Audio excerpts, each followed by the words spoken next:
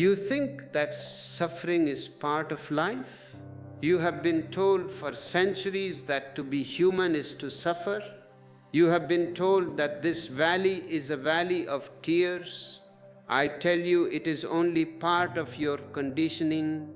It is a hypnosis. Joy is your nature. It is not something you have to find. It is something you are made of. Pain is your training. And when you drop the training, when you unlearn what society has forced upon you, your nature returns at once. It does not take time. It is not a gradual process. The moment you see the mistake disappears.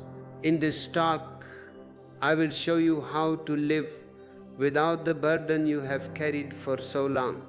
And look at you, you are carrying a mountain. You are carrying the past, you are carrying the future. You are carrying the expectations of others. I will show you that suffering is not a destiny, but only a mistake, a misunderstanding, a wrong angle of vision. And when you see the mistake, it evaporates like mist before the sun. You will learn how to look at your mind in a new way, how to stop feeding pain because you are feeding it. Without your energy, your suffering cannot survive for a single moment. You are the source of its life. I will show you how to let joy grow in you like a small flame that becomes a sun. I will take you step by step from confusion to clarity, from heaviness to lightness, from struggle to a simple natural joy. But before we move deeper, understand this. I know how easily suffering becomes familiar. You wake up already tired, is it not so? You have not even started the day and you are exhausted. Why? Because you carry old wounds as if they belong to you. You are guarding them, you are protecting them. You try to be strong and the world praises you for it. The world says, look at him, how much he can endure. But inside you feel a slow burning that never stops. And because everyone else is also suffering, because your father suffered, your mother suffered, your neighbors are suffering, you begin to think, this is how life must be. You think it is the standard, but it is not. It is a sickness that has become so common, you think it is health. So there is a mistake at the very root of how you look at yourself. A small shift in seeing can change your whole experience. And once you see it, you can never go back. You cannot unsee the truth. This talk is not about effort. Please put your effort aside. Effort is the barrier. It is not about forcing joy. You cannot force a flower to open. If you force it, you destroy it. It is about returning to the simple nature you were born with.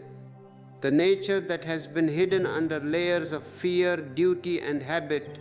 In this journey, I will take you through the real source of suffering, the place where it begins.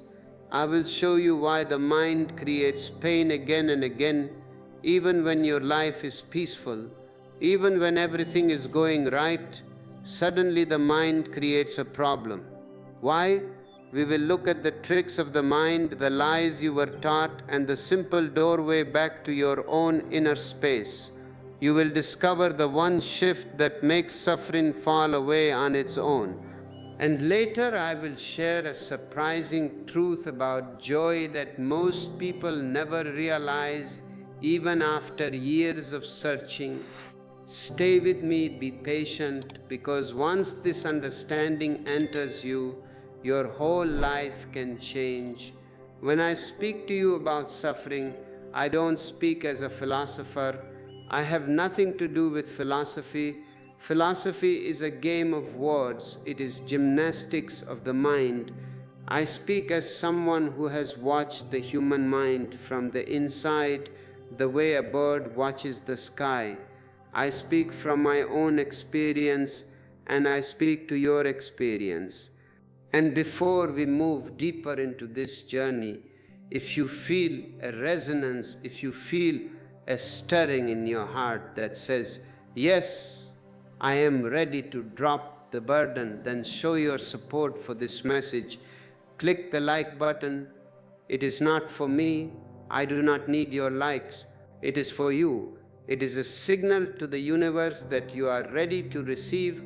It is a small gesture of saying yes to existence. And if you have not yet joined this caravan of silence, click subscribe. Let us travel this path together. Now, I want to bring you into a simple saying. Most people believe suffering comes from life itself, from events, from loss, from uncertainty, from other people. You say, my wife makes me suffer. My job makes me suffer. The economy makes me suffer. But this is not true. What I am about to share may feel strange at first, even a little unsettling, because it asks you to look in a direction you have never looked before. It asks you to turn your attention inward toward the place where the storm begins. And once you see this, once you feel it inside your own experience, a door opens that can never close again. You see, the mind has a strange way of creating its own weather. Have you watched your mind? It is a weather creator. Life gives you only moments, simple, naked, just as they are. Life is factual. The sun rises, that is a fact. It rains, that is a fact. But the mind adds stories. It adds meanings that were never there. It takes a small cloud and turns it into thunder. It takes a passing word from a friend and turns it into a lifetime wound. And the tragedy is that you believe these storms are real. You are the creator of the storm, and then you are the victim of the storm. It is absurd. You think life is shaking you when in truth it is only your mind repeating the same old patterns again and again like a broken drum that doesn't know how to stop. What people often miss is this: the mind doesn't just remember pain, it rehearses it. Watch yourself when you are sitting alone. What are you doing? You are not in the present. You are rehearsing. You go back into the past, dig up wounds that were already healing, and breathe life into them again. Why? Why do you scratch the wound? It was healing. The skin was becoming new, and you scratch it until it bleeds again. A child cries and the cry is finished. Have you watched a child? He is crying. Tears are rolling down. He is red with anger, and in the next moment he sees a butterfly. The tears are still on the cheeks, but the laughter has come. The butterfly has taken over. The cry is finished. There is no story, no carrying forward of misery. The child does not say, I am a miserable person because 5 minutes ago I was crying. No, he is fresh, he is liquid, but you hold on, you repeat the scene, you replay the words. He said this to me, she looked at me like that. You keep the wound open because the mind refuses to let it close. So the pain that life gave you for one moment becomes the pain you choose to carry for 20 years. It is a choice, an unconscious choice, but still a choice.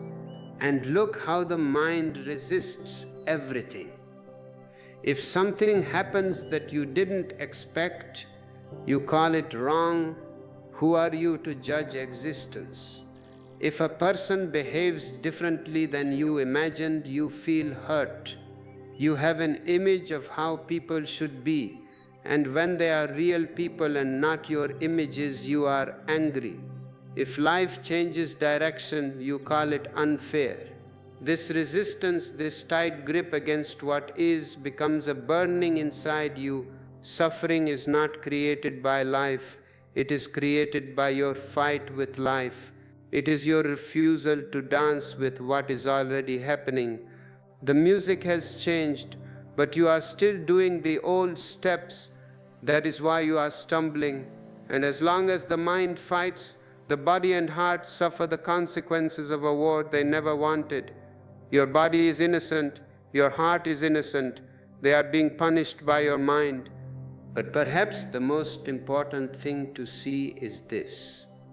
The moment awareness enters, the storm begins to fade. Awareness is the miracle, it is the golden key. Awareness is like opening your eyes in a dark room. The darkness was never real. It was only the absence of seeing. You don't have to fight the darkness with a sword. You cannot wrestle with darkness. You simply bring in the light. The moment you become aware of a thought, you rise above it. You are no longer inside the storm. You are watching it from the sky, and the sky never suffers. Have you ever seen a sky that is scarred by lightning? Have you ever seen a sky that is stained by clouds? The clouds come and go, black clouds, white clouds, storm clouds, but the sky remains untouched, open, vast. You are the sky, your thoughts are the clouds. When you become the sky, your suffering loses its power. It cannot touch you the same way. It cannot drag you into the same depths.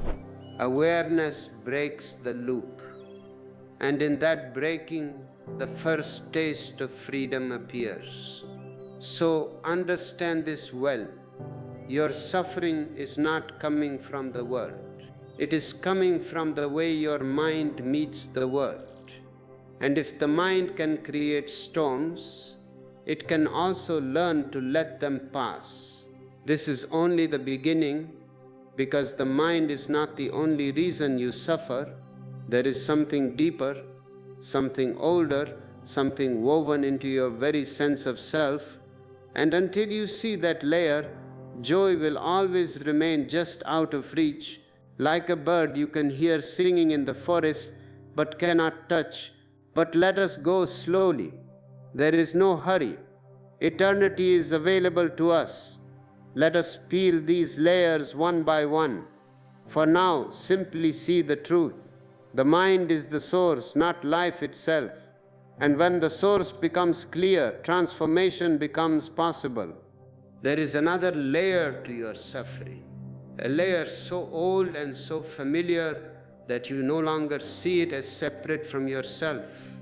And here I want you to move with me gently, because what I'm about to say may feel like a mirror being held up to your life in a way you have never experienced before.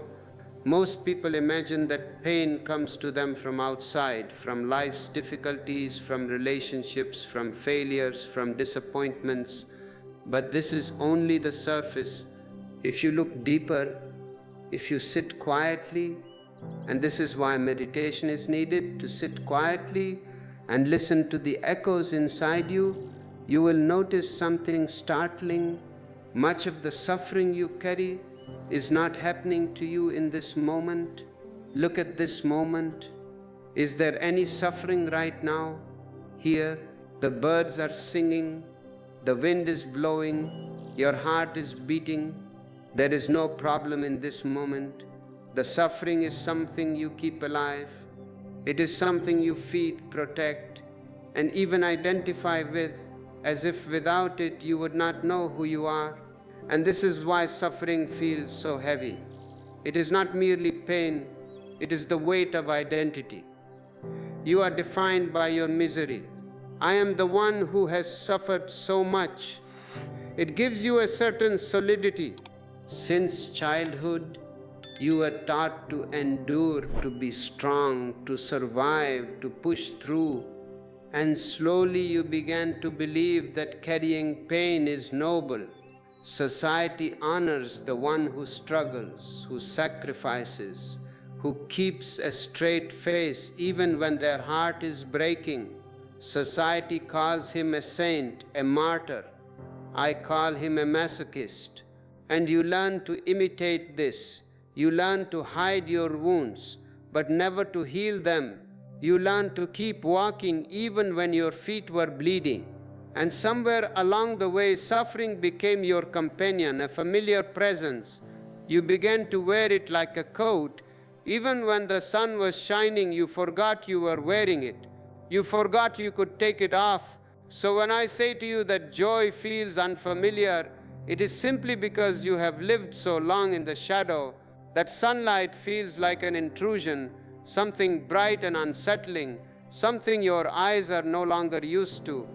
Look at the way people cling to their stories of pain. Just listen to people talking. What are they talking about? Their diseases, their troubles, their conflicts. They repeat them again and again as if polishing a precious jewel. They introduce themselves through their wounds. I am a divorced woman. I am a widow. I am a failure. They seek sympathy and the world gives it because the world understands suffering. The world is a club of miserable people. If you are miserable, you belong. A joyful person is seen as strange, foolish, naive. If you are dancing in the street, people will think you are drunk or insane. A joyful person is a problem for society because their freedom reveals the prison everyone else lives in. When you laugh, you insult the misery of others. This is why society celebrates the strong sufferer but ignores the silent, simple joy. Joy is rebellion. To be happy is the greatest rebellion in the world. Suffering is obedience. Suffering keeps you inside the structure the world has built.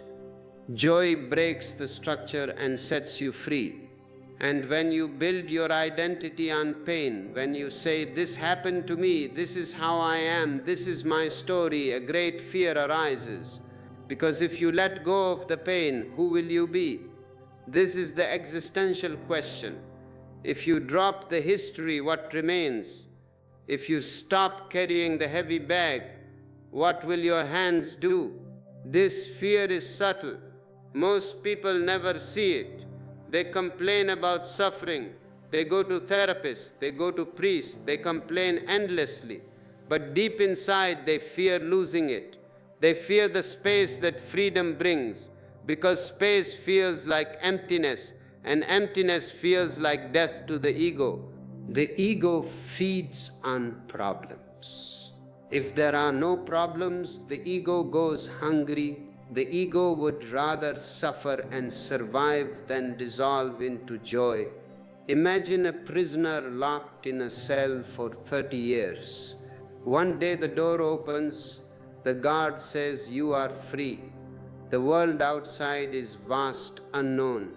The prisoner hesitates, he looks at the open door, and then he looks back at his dark corner. He steps back into the corner of the cell because the cell is familiar. The walls may be tight, but they are known. He knows how the sun moves across the floor. He knows the spiders in the corner. The sky outside is too open, too frightening, too full of possibility. This is how you live with suffering. The door has always been open, I tell you. The door has never been locked, but the walls became home. You touch your wounds again and again to remind yourself that you exist. I hurt, therefore I am. This is the logic of the ego. You carry the heavy bag long after forgetting why you picked it up, and yet you cling to it as if it contains your very life.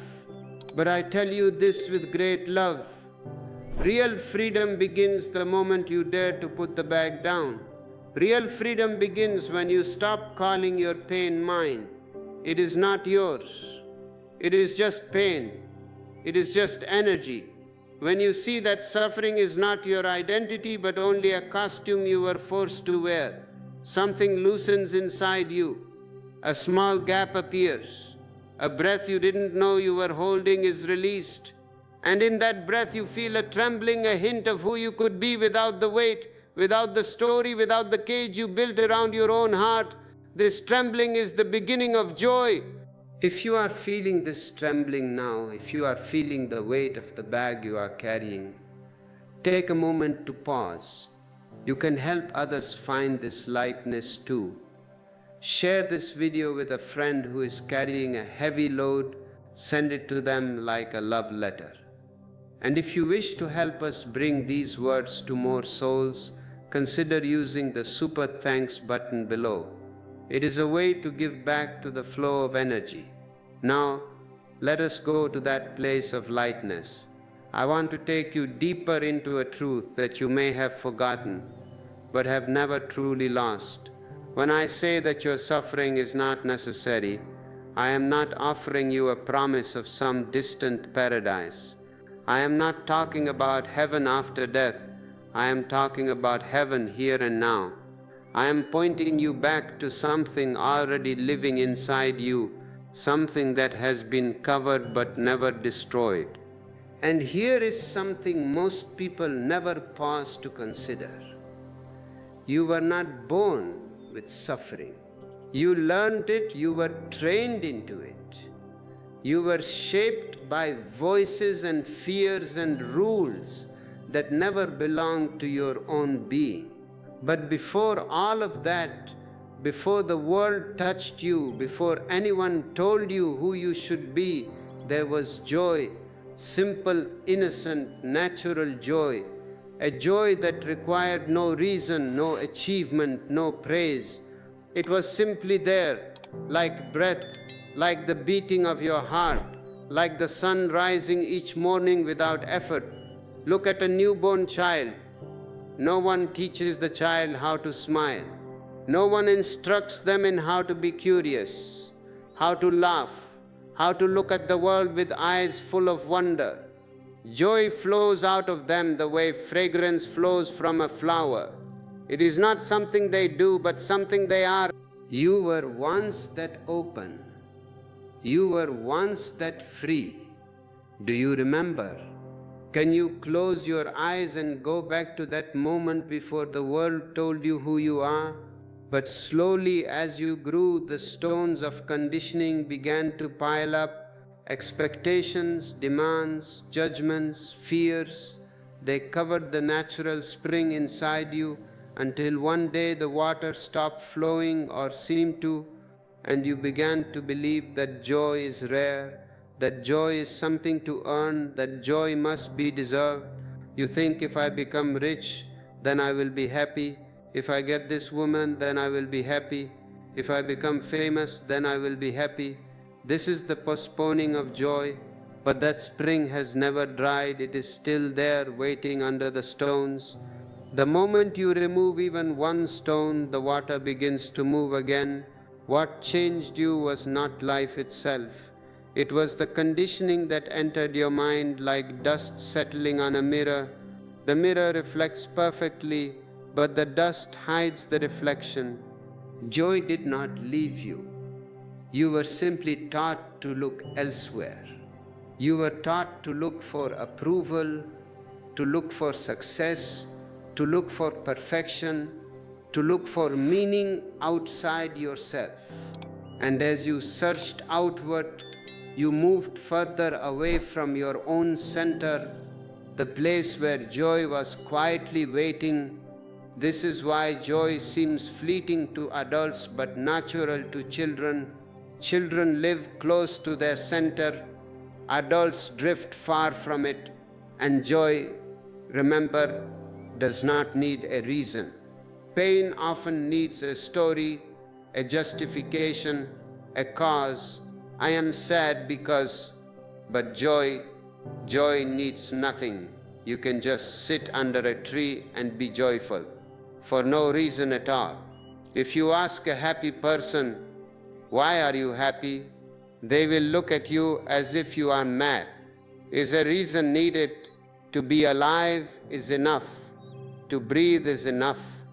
Joy is a fragrance of being. It arises when you relax into yourself, when you stop pretending, when you stop chasing, when you stop trying to fix what was never broken. You are not broken, you are only asleep. Joy is not an achievement, it is a return. It comes when you stop striving and simply allow yourself to be here now without the clouds of the past or the fears of the future. It comes when you stop forcing the river of your life to flow where it does not want to go.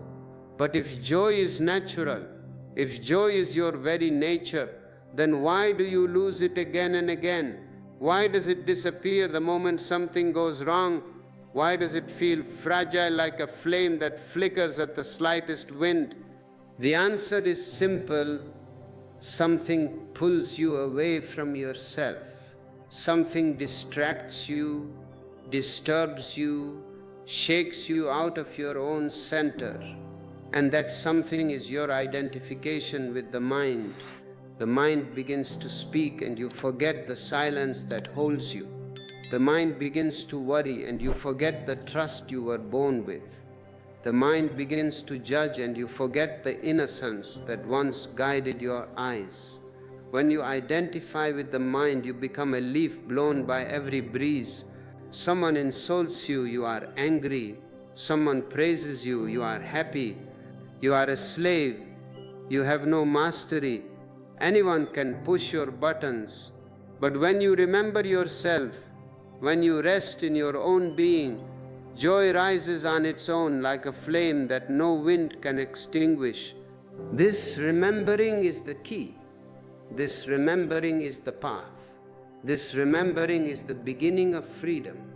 And soon I will show you the doorway into this remembering, the doorway into awareness, the simple, powerful shift that turns suffering into silence and silence into joy. But before we go there, let this truth settle in you. Joy is not far. Joy is your home. And you have only wandered too long in the wrong direction. You are standing at the threshold of your own home, knocking on the door, asking, "Where is my home?" It is absurd. But this is the human condition. Now we move into the heart of transformation, into the space where everything begins to change without effort, without struggle, without force. What I'm about to share with you may sound almost too simple, so simple that your mind will try to dismiss it. The mind loves complexity. The mind loves puzzles. If I give you a complex philosophy, your mind will be very happy chewing on it. But truth is simple. The mind always believes that freedom must be complicated, that awakening must be difficult, that joy must be earned through hard labor. But the truth is the opposite. Suffering is complicated. Have you looked at the structure of your misery?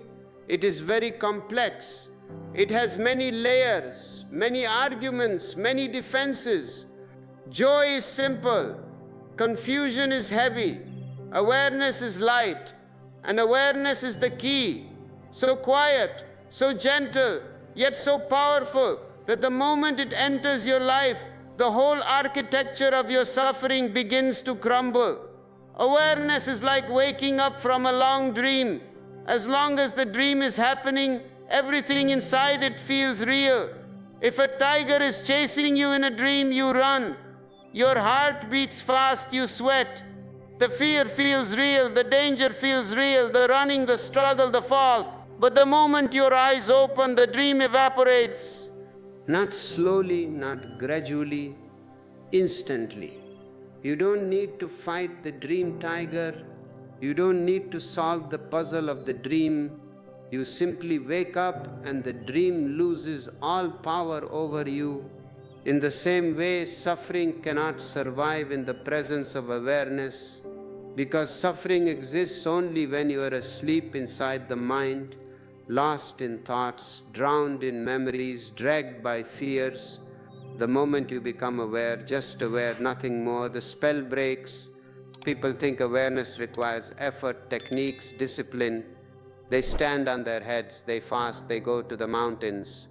They imagine meditation as a kind of struggle, a practice of forcing the mind to stop.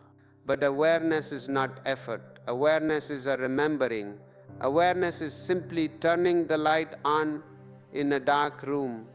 You don't push the darkness out. You don't get a broom and sweep the darkness out. You cannot sweep darkness. You only switch on the light, and the darkness disappears by itself. In the same way, you don't fight thoughts, you don't fight emotions, you don't fight your conditioning. If you fight, you give them energy. If you fight, you become entangled. You just see it. Here is anger. Here is sadness. And the seeing becomes the transformation. When you are unaware, every thought pulls you, every fear shakes you, every worry becomes a stone. You are hit by every passing car on the road of the mind. You are like a man standing in the middle of a busy highway, trying to stop the traffic with his hands. It is impossible. You will only get hurt. But when awareness awakens, something shifts. Suddenly you are not on the road. You are watching the traffic from the sidewalk. The cars still pass, but they cannot touch you. The thoughts still appear.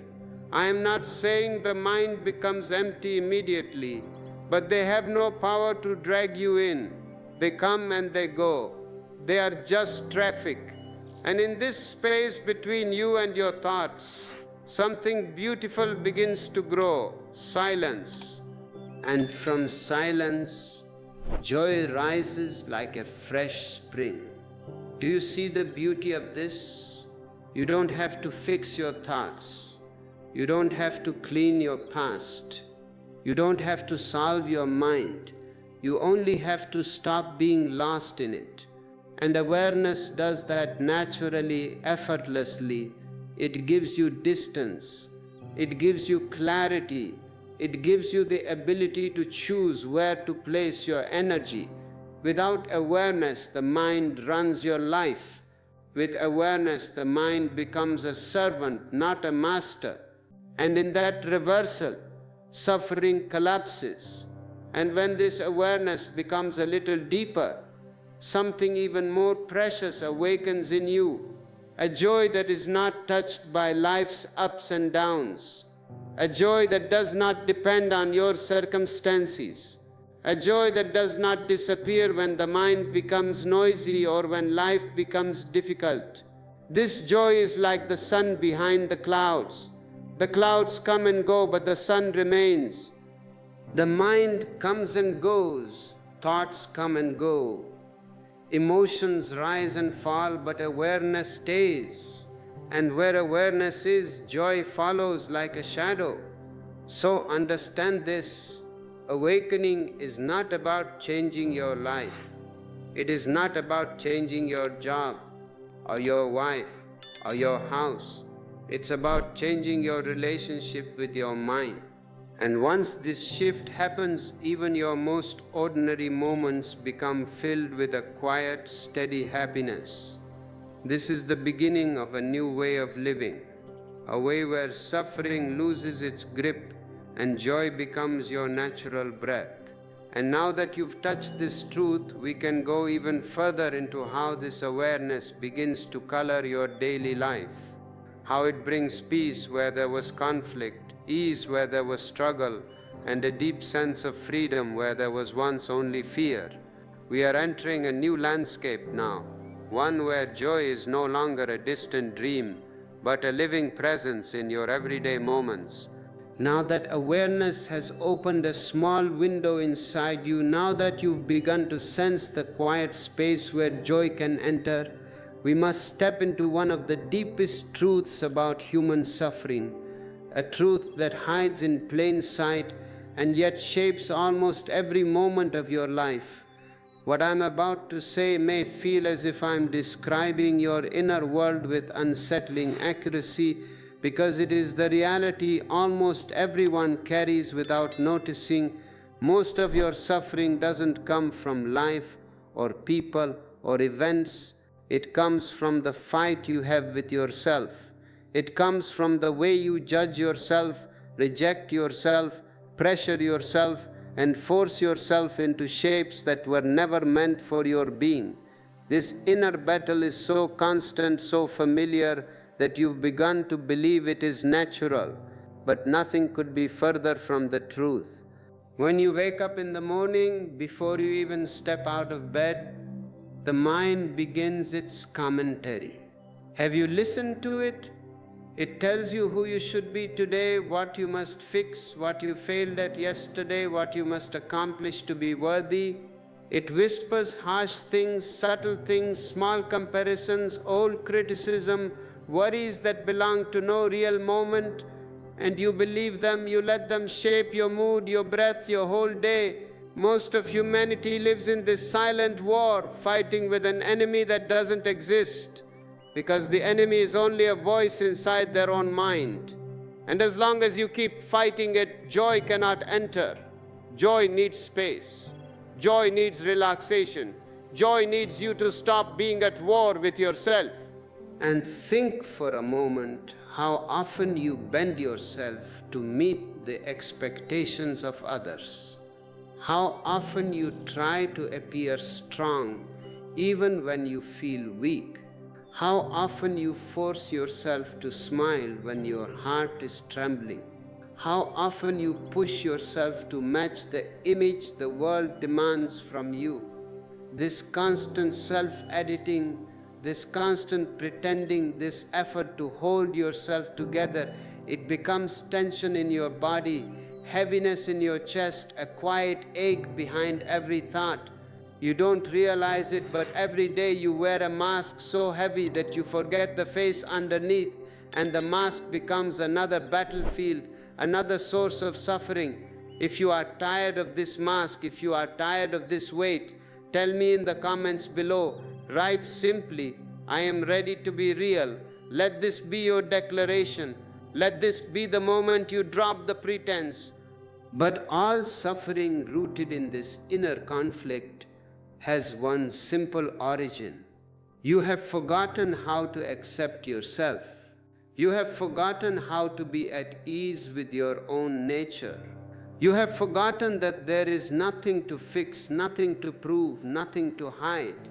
The moment you drop the idea of who you should be, this should is the greatest enemy of humanity. The moment you allow yourself to be as you are, something miraculous happens. The war stops, not because you win it, but because you stop participating in it. You drop your weapons, and in that dropping, a deep peace enters. And from that peace, joy rises. Not the joy of excitement or achievement, but the joy of simply being at home in yourself. Think of a river flowing through the mountains. It never tries to run backward. It never argues with the rocks. It never wishes to be something else. It simply flows. And in that flowing there is beauty, music, freedom. But you, how often do you try to run backward? How often do you resist the natural movement of your own life? How often do you judge yourself for being exactly who you are? No wonder you feel tired. No wonder you feel heavy. You are wearing shoes that do not fit, walking a path designed by someone else, and then wondering why your feet hurt. The truth is simple. The moment you accept yourself, the suffering created by inner conflict dissolves. When you allow your nature to be, when you relax into your own rhythm, when you stop comparing your path with another's, a great burden falls away. You become lighter, softer, more open. And in that openness, joy begins to bloom without effort. You don't create it. You don't force it.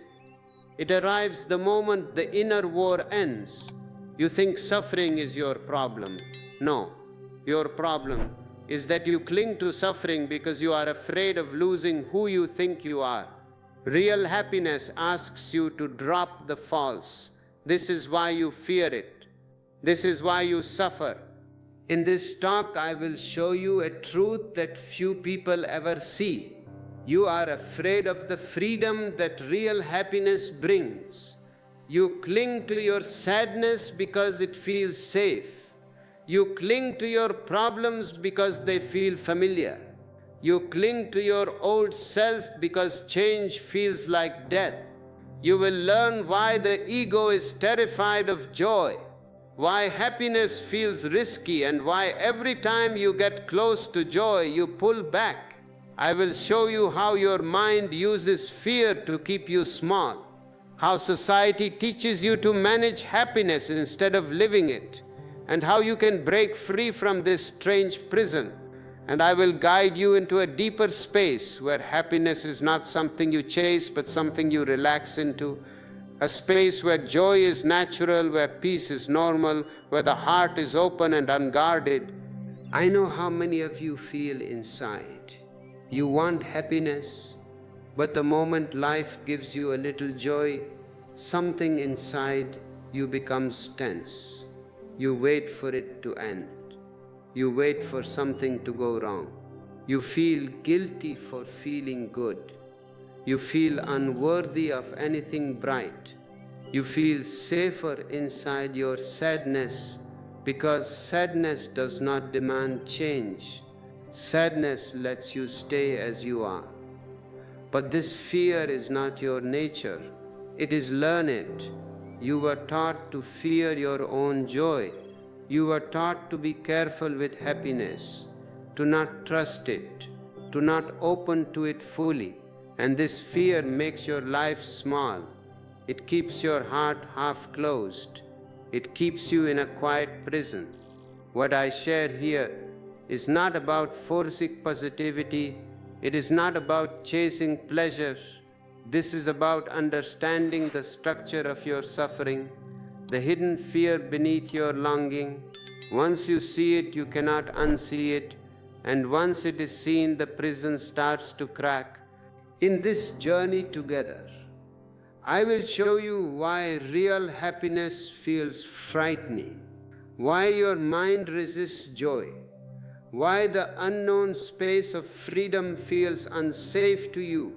I will guide you through the layers of this fear. The fear of loss, the fear of change, the fear of love, the fear of openness, the fear of your true self. We will move gently step by step into the roots of this suffering. You will see how your mind learned to cling to familiar pain. You will see how happiness threatens the patterns you built to survive. You will see why joy feels like danger to the false self. And then we will go deeper into a new way of being where happiness is not something you seek, but something you rest in, where you stop guarding your heart, where you stop preparing for sadness, where you stop running from joy. Some of what you hear will surprise you. Some may feel like a shock. Some may feel like a forgotten truth waking up inside you. Stay with me. Do not rush. Let each insight settle inside your breath. By the end, you will not fear happiness anymore. You will welcome it. You will open to it. You will live from it. This journey we are on requires commitment. It requires you to stand for your own freedom. If you value this guidance, if you value this light on your path, consider supporting this channel. Click the asterisk, join asterisk button to become a deeper part of this community. It is a way to say to the universe, I am investing in my own awakening. And if these words have already touched a wound or healed a scar, you can express your gratitude through super thanks Your support keeps this flame burning for others. As we step into this first doorway together, I want you to feel something very simple inside you. You say you want happiness, you say you want joy, you say you want freedom. But when life brings even a small taste of joy toward you, something inside pulls back, tightens, closes. This is not because joy is wrong. This is not because happiness is far away. This is because you have lived with pain for so long that pain has become your home, your identity, your ground. And when something new comes, even something beautiful, the unfamiliarity feels like danger. So you step back, you shrink, you return to what you know. This is the strange comfort of familiar pain, and it is one of the deepest reasons why you fear real happiness without ever realizing it. Here is something most people completely miss. You do not cling to sadness because you enjoy it. You cling to sadness because it is familiar. Pain is known. You know how to carry it. You know how to speak from it. You know how to breathe inside it. You know how to live with it. Like an old coat that does not fit well, but keeps you warm enough to survive. Real happiness, however, is like stepping into sunlight after years in a dark room. The light is soft, warm, gentle, but your eyes hurt because they are not used to brightness. The body trembles because it does not know what to do in such openness. The mind becomes confused because it cannot predict what comes next. So instead of relaxing, you retreat. This is the stake of this moment. Why do people suffer even when joy knocks on their door? Pain gives you identity. Pain gives you structure. Pain gives you a story about who you are. And the ego is terrified to lose that story. Even if the story is full of suffering, when you feel sad, you know how to explain yourself. When you feel heavy, you know how to navigate your day. When you feel hurt, you know how to protect yourself. But when happiness comes, it asks you to open, it asks you to trust. It asks you to drop the armor you have carried for years. And this feels like nakedness. It feels like exposure. It feels like danger, even though it is not. It might seem strange, even counterintuitive at first. But happiness takes courage, more courage than suffering ever demanded from you. Suffering keeps you small, but it also keeps you safe from the unknown.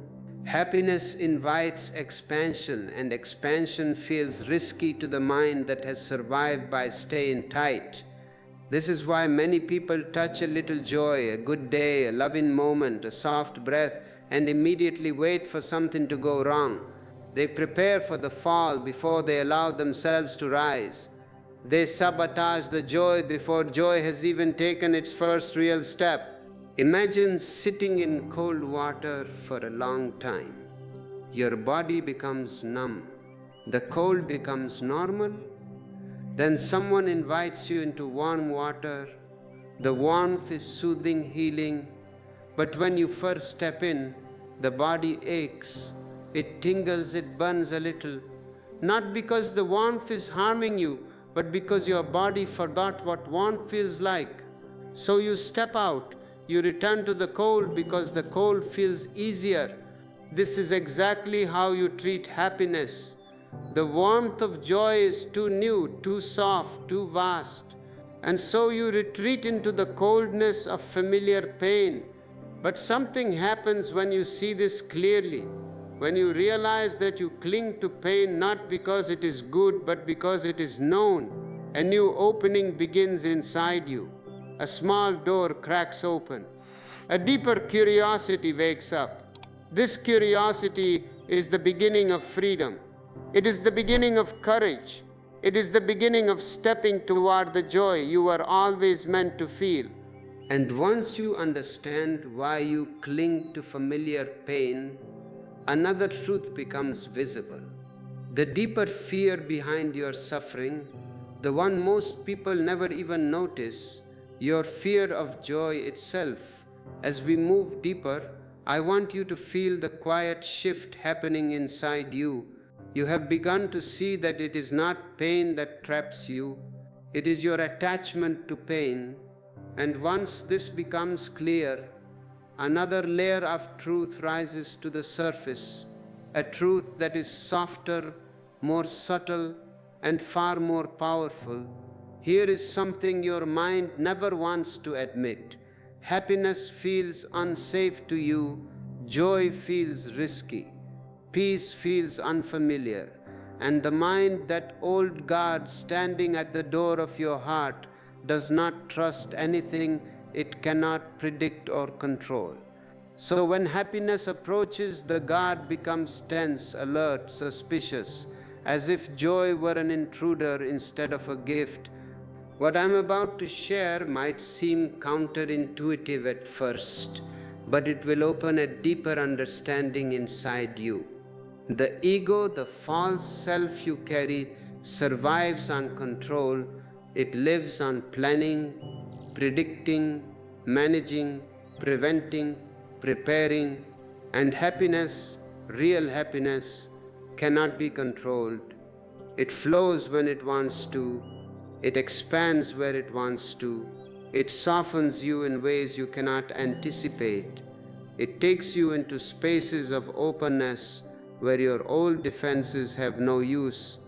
And this scares the ego because the ego needs walls. It needs tension. It needs conflict. It needs problems to define itself. So when joy comes, joy threatens the false identity you have spent years building. The ego whispers, "Be careful. Don't trust this. Don't open too much. Don't let go."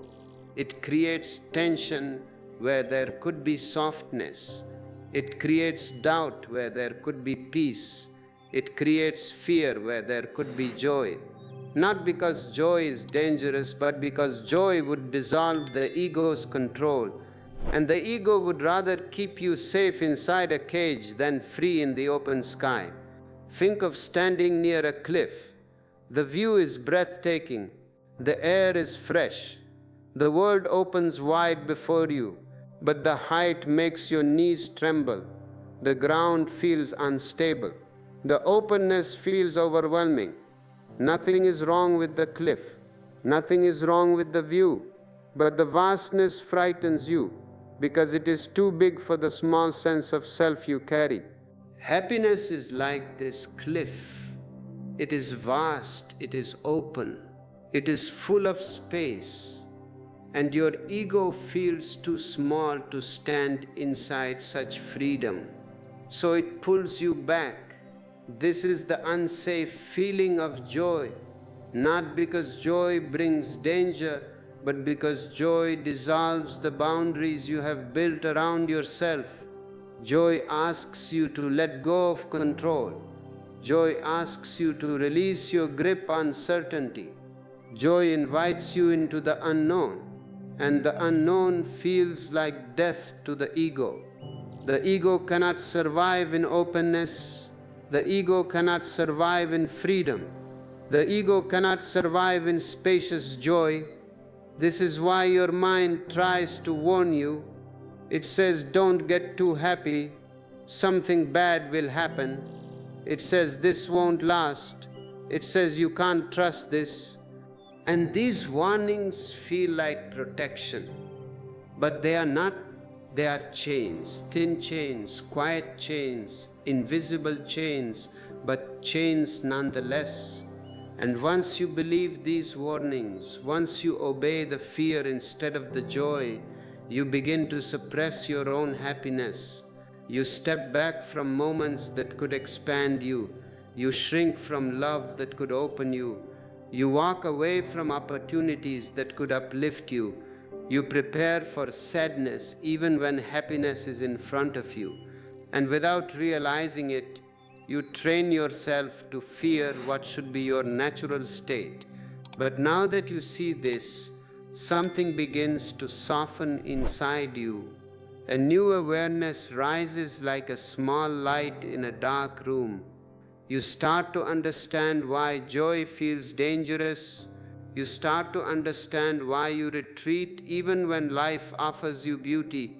And in this understanding, you begin to find freedom. Because once you know why happiness feels unsafe, you become ready to explore the deeper truth. Real joy does not just change your mood, it destroys your false self. It dismantles the identity you built from fear, from wounds, from survival. It shatters the structure the ego depends on. And this brings us directly into the next revelation. The truth that joy, real joy, begins to break down the false self you've carried for years. Now we step into the truth. Most people never reach the truth that sits beneath the fear, beneath the tension, beneath the hesitation you feel whenever happiness comes close. You have seen that you cling to familiar pain. You have seen that happiness feels unsafe to the ego. And now we take the next step. The understanding that real joy does something radical. It destroys the false self you have spent your whole life protecting. This is why joy feels dangerous. This is why happiness feels like a threat. Because joy is not passive. Joy is not weak. Joy is not soft, the way the mind imagines soft things to be. Real joy is fire, a quiet fire, a gentle fire, a fire that burns away what is false, so that what is true can finally stand on its own. Here's something most people completely miss. Sadness does not threaten the ego. Pain does not threaten the ego. Fear does not threaten the ego. These states reinforce the ego because the ego knows how to survive inside them. It knows how to narrate suffering. It knows how to explain fear. It knows how to justify pain. But joy leaves the ego with nothing to cling to, nothing to justify, nothing to predict, nothing to defend. Joy is spacious. Ego needs walls. Joy is free. Ego needs cages. Joy is fluid. Ego needs boundaries. This is why joy feels like danger to the false self. Joy doesn't fight it. Joy dissolves it. Imagine darkness in a room. You can fight the darkness, you can curse it, you can push it with your hands, you can scream at it, but nothing changes. The darkness remains because darkness is not a thing.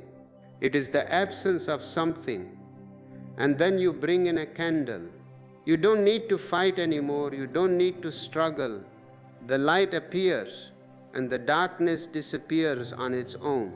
Joy is this candle. The false self is the darkness. And the moment joy enters, even for a second, the false self begins to melt. This melting feels like death to the ego. But to your real self, it is birth. It is awakening. It is freedom. This is why joy frightens you. Not because joy is painful, but because joy reveals how much of your life has been built on the stories that were never true. Joy shows you that your sadness was not your identity. Joy shows you that your fear was not your nature. Joy shows you that your old wounds do not define you. Joy shows you that your old wounds do not define you. And when these realizations appear, something inside you trembles. Not because the truth is harmful, but because the truth is too big for the small self you have carried for so long. The ego begins to break. The old layers begin to crack. The identity you have wrapped around yourself like armor begins to fall away. Not because you push it away, but because it cannot survive the presence of real joy. Joy exposes every place you have lied to yourself. Joy reveals every mask you learned to wear. Joy uncovers every wound you tried to hide. Joy brings light to the corners of your heart you forgot existed. And this exposure feels like vulnerability, like nakedness, like stepping outside without armor. This is why joy feels frightening, because joy strips away your defenses. Joy asks you to live without pretense. Joy asks you to be real. Joy asks you to meet life as you are. And the ego, which survives only through hiding, panics in this openness. But know this, the fear you feel is not the fear of joy. It is the fear of losing the false self you have outgrown. Joy is not your enemy. Joy is your teacher. Joy is your liberator. Joy is the force inside you that pulls the truth to the surface. When joy grows, the false self falls apart because it was never meant to last. It was only a survival strategy. It was only a temporary shell. And now that shell is cracking. This cracking is not destruction. It is transformation.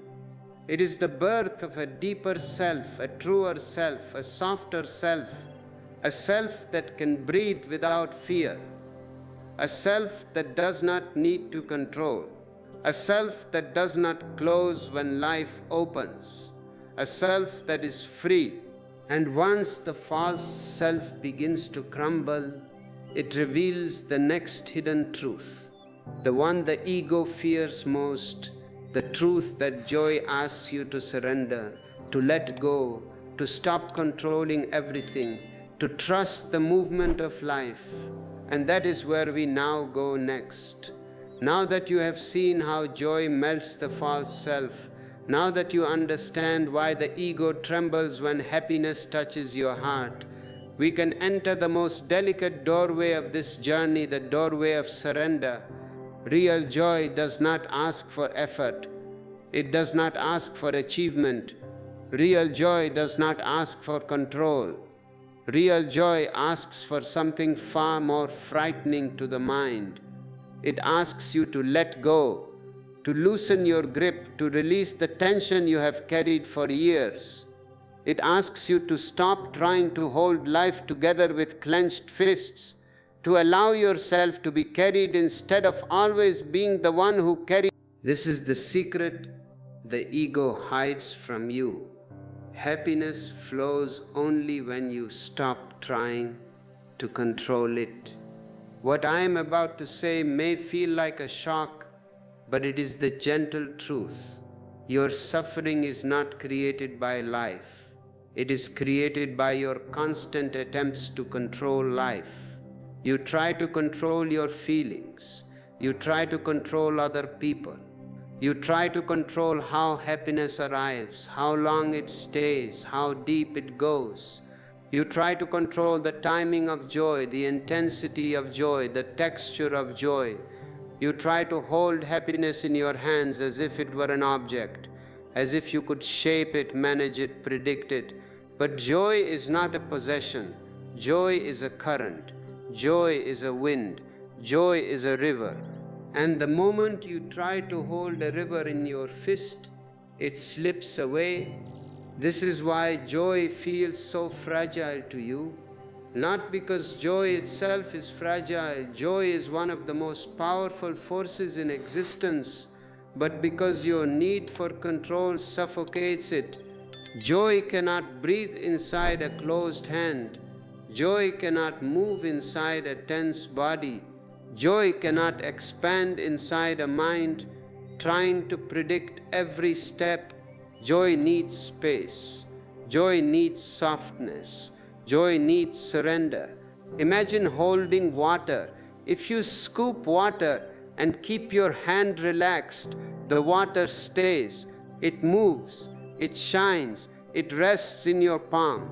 But the moment you tighten your fist, the water escapes through the cracks.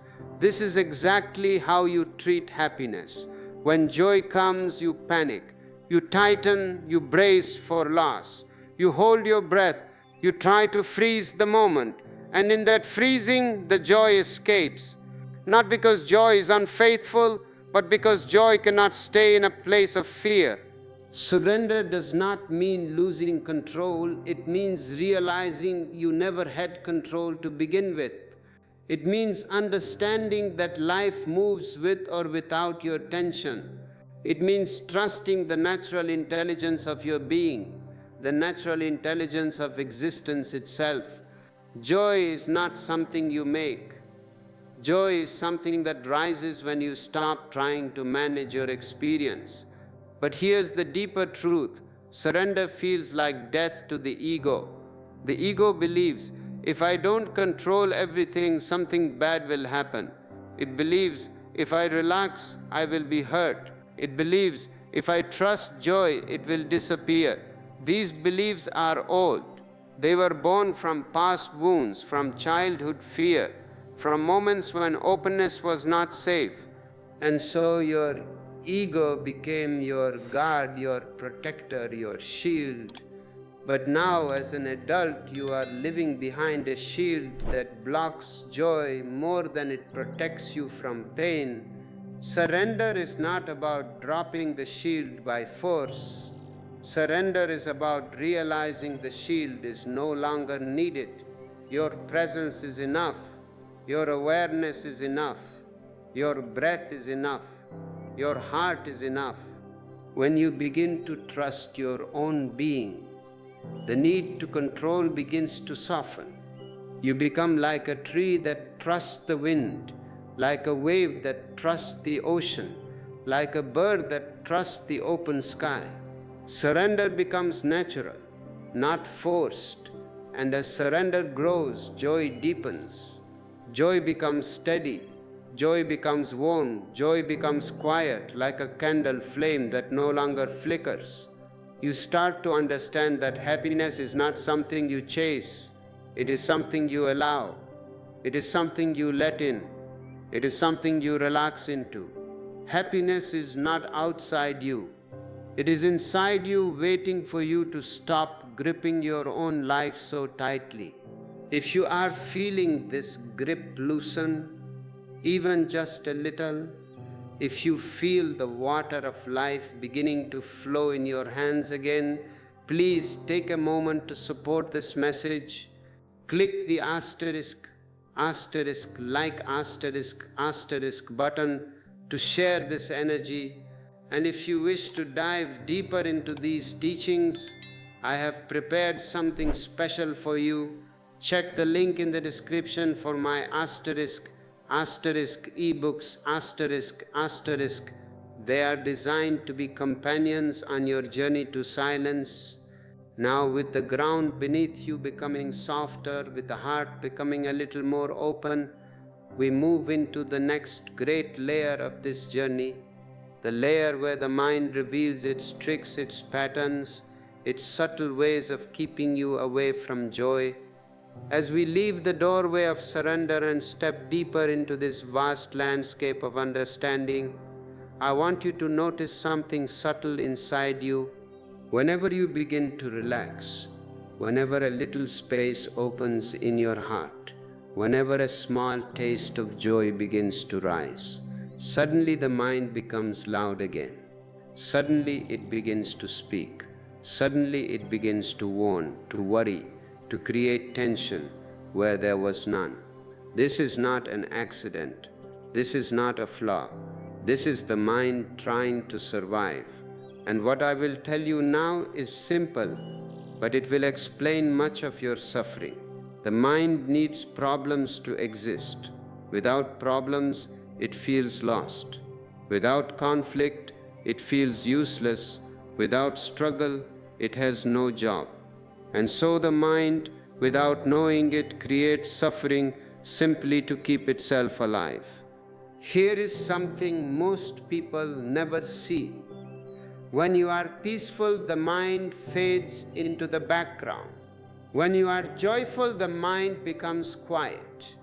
When you are deeply happy, the mind has nothing to say. Happiness is the death of the restless mind. And so the mind, in its old habit of survival, protects itself by creating problems. Not real problems, but imagined ones, remembered ones, future ones, exaggerated ones. It will invent reasons to worry. It will remind you of past pain. It will whisper that something will go wrong. It will tell you to be careful with joy. It will even say, "This is too good to be true." And you believe it not because the mind is wise, but because the mind is familiar. What I am about to share might feel like a gentle shock. Your mind is addicted to suffering, not because it enjoys pain, but because pain keeps it active. When everything is calm, the mind loses its position as your master. It begins to dissolve into the background, and awareness takes its place. Awareness is spacious, silent, open, and the mind fears that silence, the mind fears that spaciousness, the mind fears the unknown quiet of your own being. Imagine a worker in a factory. He has worked there for years. His identity is his job. His sense of worth comes from being busy. If the machines stop, if the factory becomes silent, he panics. If there is no work, who am I? If there is no emergency, what is my purpose? This is exactly how the mind behaves when you become peaceful. When joy rises, the mind feels unemployed, so it does what it knows.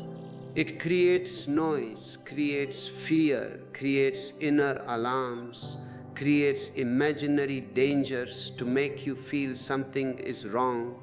This is why moments of joy often bring sudden anxiety. This is why after happiness, you often feel a strange tension. This is why you sometimes sabotage your own peace. The mind is activating itself again, trying to regain control. It is like a fire alarm that rings even when there is no fire. Not because the fire exists, but because the alarm does not know how to be silent. But here is the deeper truth. The mind is not your enemy. It is simply untrained. It is a guard dog that barks at everything, even your own shadow. It wants to protect you, but it does not understand the difference between real threat and imagined threat. It believes that activity is safety. It believes that worry is responsibility. It believes that fear is intelligence. So it creates problems to keep itself alive. And once you see this, once you recognize the pattern, you stop taking the mind's alarm seriously. You stop obeying its warnings as if they were truth. You start to see that most of the mind's noise is unnecessary, like a radio left on in an empty room. You begin to feel space again. You begin to breathe again. You begin to recognize that silence is not danger. Silence is your natural state. And this understanding opens the door to the next layer, the layer where you see exactly how your mind creates fear around happiness itself. Not because joy is dangerous, but because joy threatens the mind's entire identity. As we walk deeper into the landscape of the mind, I want you to feel how the atmosphere inside your being changes the moment joy comes close. You have noticed it before, but you may not have understood it. Whenever happiness begins to rise, whenever a small light opens in your heart, whenever life gives you a taste of something pure and gentle and warm, your mind becomes restless, it becomes alert, it becomes suspicious, it begins to whisper warnings as if joy were a threat, as if happiness were a danger waiting to explode. And now I will show you why this happens. Not in theory, but in the living truth of your inner world. Here's something most people completely overlook. The mind treats happiness like a risk. It does not trust joy. It does not trust ease. It does not trust simplicity. The mind evolved for survival, for scanning threats, for predicting danger. It evolved to keep you alive, not to make you happy. So when you feel joy, the mind becomes confused. It says, why is everything calm? Why is there no problem? If everything is peaceful, something must be wrong. Something bad must be coming. Prepare yourself. And in this preparation, the mind creates the very fear that darkens your joy. It might seem strange, but the mind is far more comfortable with fear than with happiness. Fear activates it, fear sharpens it, fear gives it purpose, fear gives it something to do. But happiness puts the mind out of a job. Happiness makes the mind quiet. Happiness softens you, and the mind interprets softness as vulnerability. If you relax, the mind says you will be hurt. If you open, you will lose something. If you trust joy, you will be disappointed. These are the whispers that shape your life without your awareness. Imagine a dog who has been hurt in the past. Even when you raise your hand gently to pet it, it flinches. It isn't reacting to you, it is reacting to memory. Your mind is the same. When joy approaches, the mind flinches, not because joy is dangerous, but because the past taught the mind to expect pain. So the mind projects old wounds into new moments, creating fear where none exists, creating tension in moments that could have opened you, creating withdrawal in moments that could have expanded your heart. And here is the deeper problem. The mind thinks this fear is wisdom. It thinks preparing for disappointment is intelligence. It thinks expecting loss is maturity. It thinks suspicion is protection. So it builds walls around you. Walls that were meant to keep you safe, but now keep you imprisoned. The fear you feel around happiness is not an instinct. It is a habit of the mind, a reflex, a pattern repeated so many times that it feels natural. Your mind is like a guard dog barking at everything unfamiliar, even good things, even gentle things, even joyful things. Its bark is not a sign of truth, it is a sign of conditioning. You have been hurt before. So the mind assumes hurt must come again. You have lost joy before. So the mind assumes joy must be temporary and dangerous. The mind cannot imagine that something good can last, that something soft can be trusted, that something bright can be real. So it prepares you for pain, and in preparing you for pain, it creates pain. Once you understand this, a new space opens inside you. You realize that the fear you feel around happiness has nothing to do with the present moment. It is an echo of the past. It is a shadow of memory. It is the mind trying to protect you from something that is no longer happening. And once you see that, you stop believing the mind's warnings. You stop shrinking from joy. You stop stepping away from moments that could nourish you. And with this new clarity, you become ready to see the next subtle trick of the mind. The illusion that happiness is too good to be true. The belief that something beautiful must be a trap. The quiet suspicion that joy cannot be real.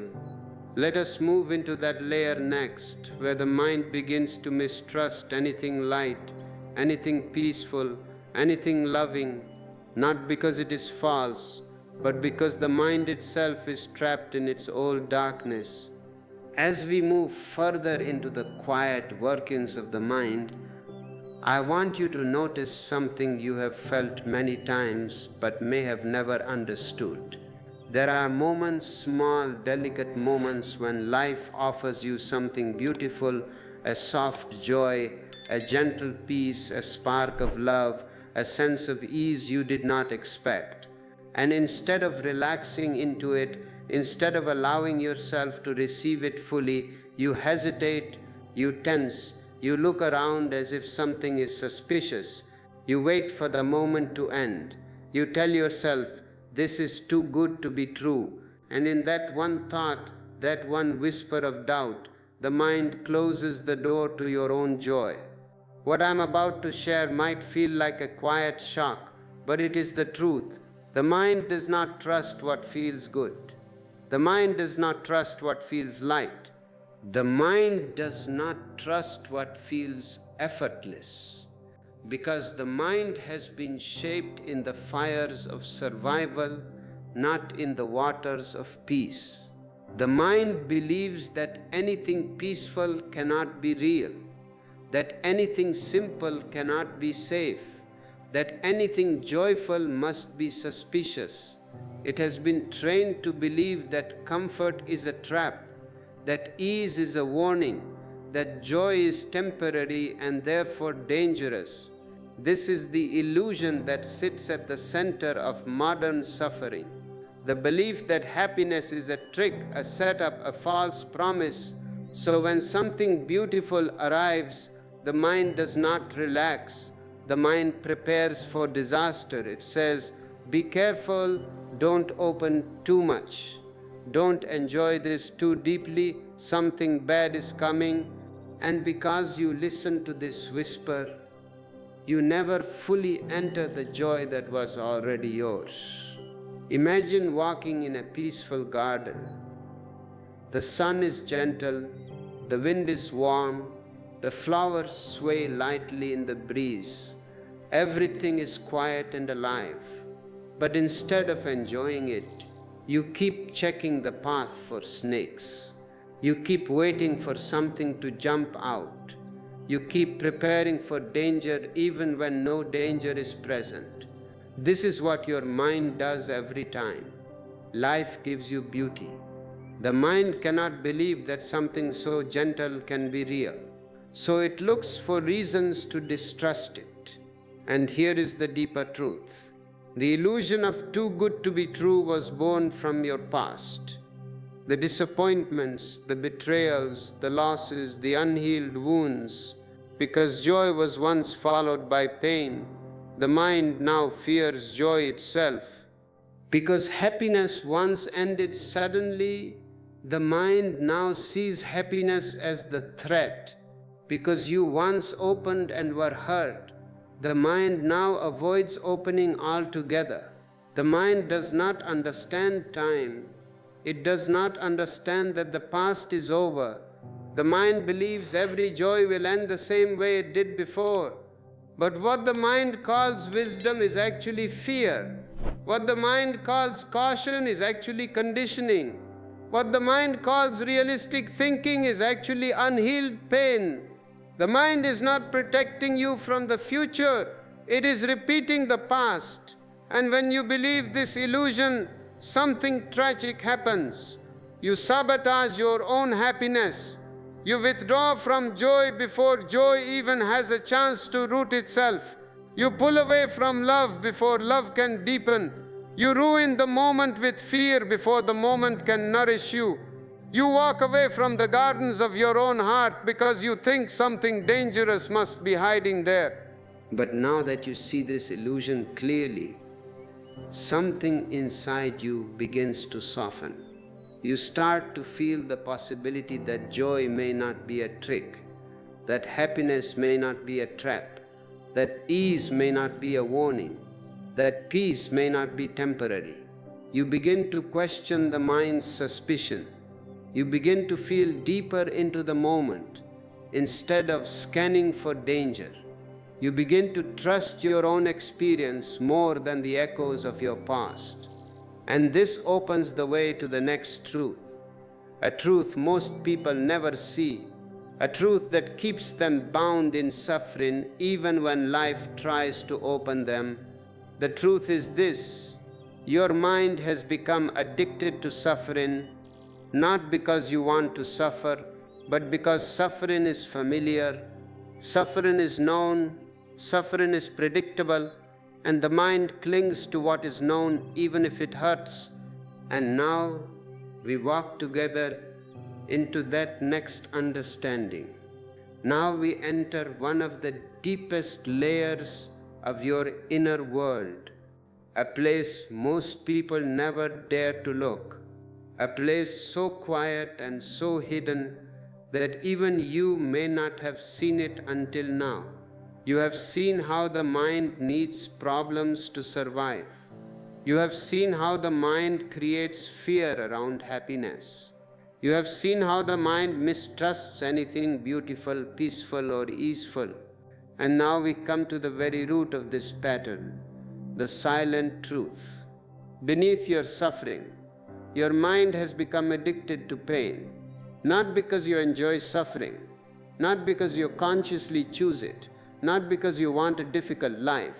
No, the addiction is subtle, unconscious, woven through years of habit, memory, and emotional conditioning. Pain feels familiar, suffering feels known, sadness feels like home. And when something is familiar, the mind will always return to it, even if it hurts. Suffering gives the mind something to do. It gives the mind a shape, a direction, a tension to hold on to. Without suffering, without fear, without conflict, the mind does not know who it is. Here is something most people never realize. The mind is terrified of being unnecessary. The mind depends on friction, emotional friction, mental friction, relational friction to maintain its importance. When joy arises, the mind becomes quiet. But when the mind becomes quiet, something else awakens, awareness. And awareness is the true master of your being. Awareness is spacious, calm, present. Awareness does not need to think. Awareness does not need to analyze. Awareness does not need problems to feel alive.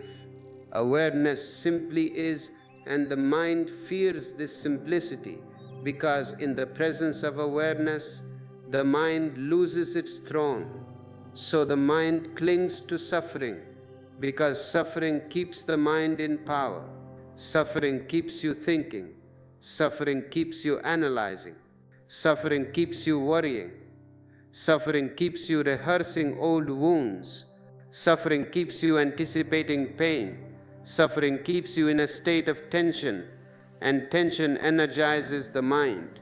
This tension becomes a kind of inner fuel, a familiar electricity the mind uses to keep itself active. Without tension, the mind feels like it is dying, and in a way it is. The false mind, the conditioned mind, the egoic mind dissolves in the presence of peace. Imagine a person living in a house that leaks. The roof drips every night. The wind whistles through the walls. The cold bites through the rooms. And yet this person refuses to leave, not because the house is comfortable, but because it is familiar. They know where the cracks are. They know where the wind comes in. They know how to arrange the furniture to stay warm enough to survive. Leaving the house, stepping into a new home, a new environment, a new reality feels too uncertain, too open, too unknown. So they stay. They remain in a broken place simply because it is the place they know. This is exactly how the mind treats suffering. Suffering is not pleasant, but it is predictable. The mind prefers predictable pain over unpredictable joy. Joy is open, joy is fluid. Joy is alive. Joy gives the mind nothing to hold. Joy invites surrender, and surrender feels like death to the mind. So the mind sabotages joy to keep you in the emotional house. It understands even if that house is leaking, cold, and collapsing. But once you see this pattern, once you see that your suffering is not coming from life but from your addiction to the familiar tension inside your mind, everything begins to shift. A new space opens, a new question arises. What would happen if I did not return to suffering? What would happen if I stayed with the unfamiliar feeling of peace? What would happen if I allowed joy to deepen instead of running from it? And in that moment of questioning, the addiction begins to crack. You start to notice the impulse to return to familiar pain, the urge to worry, to think, to predict, to tighten, to imagine danger. You start to see it not as truth but as a habit, a reflex, a pattern that is losing its power. And in that seeing, a new freedom begins to grow inside you. But this is only the beginning, because once you recognize the mind's addiction to suffering, another door appears, a deeper door, a door that reveals what the mind is desperately trying to protect. The heart which has been wounded, guarded, armored, and terrified of joy. The heart which blocks happiness, not because it is weak, but because it is sensitive, tender, and afraid of being hurt again. And now we walk toward that door, into the territory of the heart, where the real roots of your fear of happiness live. Now we move from the mind into the heart, the deepest, softest, most vulnerable space inside you. Up until now, we have seen how the mind clings to suffering, how it mistrusts joy, how it builds illusions to keep you from stepping into freedom. But the mind is only half the story. The other half, the quieter half, the truer half, lives in your chest. It lives beneath your ribs. It beats inside you like a forgotten drum, and it has carried wounds far older than your thoughts, far older than your fears, far older than your identity. This is the heart, and the heart is terrified of openness. Here is something I say to you with great gentleness. Your heart is not closed because it is weak. Your heart is closed because it remembers. It remembers every moment you opened and were hurt. It remembers every time you trusted and were betrayed. It remembers every time you loved and were left alone. It remembers every tenderness that was not met, every softness that was not received, every longing that went unanswered. The heart remembers the pain of openness, and because of this memory, the heart becomes cautious, quiet, guarded. The heart retreats into a small room inside your chest, and it closes the door to protect itself from the world. This guarding becomes a habit, a reflex, a silent strategy. You may not notice it anymore because it has been with you for so long. It shows up in the way you brace before good things. It shows up in the way you keep an emotional distance from joy. It shows up in the way you feel a rising tension when you begin to relax. It shows up in the way you distrust happiness even when it stands right in front of you. The heart fears openness because it equates openness with pain. And so when happiness approaches, the heart tightens. When joy enters, the heart closes. When life tries to expand you, the heart retreats. Imagine a bird who spent years in a cage. One day the door opens. The world outside is vast, blue, generous, but the bird does not fly out. It trembles at the edge. It grips the metal bar. It stares into the sky with fear. Not because the sky is dangerous, but because the bird forgot how to trust the wind. This is your heart. It wants to open. It was made to open, but it has forgotten how. And the sky, the joy, the love, the freedom, the happiness looks too vast, too open, too unknown. So your heart stays where it is, thinking the cage is safer than the sky. Your heart fears openness for one simple reason. Openness means vulnerability, and vulnerability means you can be touched, deeply touched, fully touched in ways that break the old armor you have carried. Happiness expands you, and expansion feels like exposure. Expansion lifts the roof of your inner room, and suddenly you can feel everything again. The beauty, the tenderness, the joy, the love, but also the risks that come with feeling. And the heart, confused and wounded, does not want to feel too much, so it closes before opening. It chooses safety over aliveness. It chooses numbness over risk. It chooses a small life over a broken heart. But now that you are seeing this clearly, something begins to shift inside you. Awareness is like warm sunlight touching a frozen lake. Slowly the ice begins to melt. Slowly the hardness softens. Slowly the old defenses begin to loosen. You begin to understand that openness is not danger, it is life. You begin to feel that vulnerability is not weakness, it is a strength. You begin to sense that feeling deeply is not a threat, it is the only way to live fully. And as you feel this softening, a deeper fear begins to reveal itself. The fear of losing joy once it arrives. This fear sits beneath the heart's armor like a quiet shadow. It is not the fear of opening, it is the fear of what will happen if you open and then happiness disappears. And this is where we go next. As we go deeper into the chambers of the heart, I want you to feel the subtle shift taking place inside you. You have begun to understand why the heart fears openness, why it trembles at the doorway of joy, why it hesitates before stepping into the vastness of life. But beneath that hesitation is an even more delicate fear, a fear so quiet and so hidden that most people never notice it at all. It is not the fear of joy itself. It is the fear of losing joy once you finally taste it.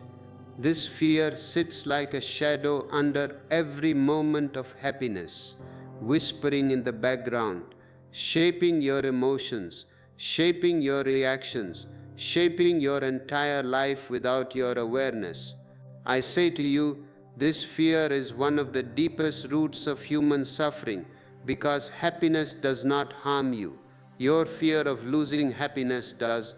Joy does not hurt you. Your anticipation of its end does. The heart has been wounded in the past. It remembers the times when joy came softly, beautifully, tenderly, and then disappeared. It remembers the times when you opened yourself only to be met with abandonment. It remembers the times when you allowed yourself to love and life took something precious away, and the heart in its innocence learned one thing: do not get too happy, do not open too much, do not trust joy, because joy does not stay. And so now whenever joy approaches, the heart becomes anxious. You smile, but underneath the smile is tension. You enjoy the moment, but beneath the enjoyment is fear.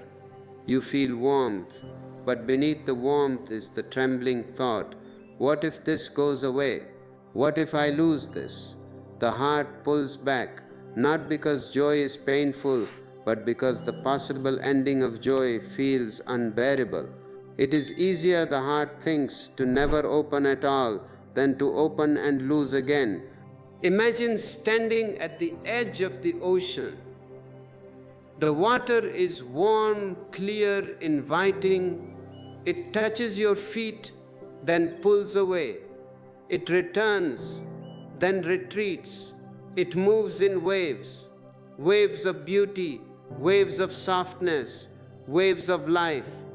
And yet, instead of stepping into the water, you stay on the shore.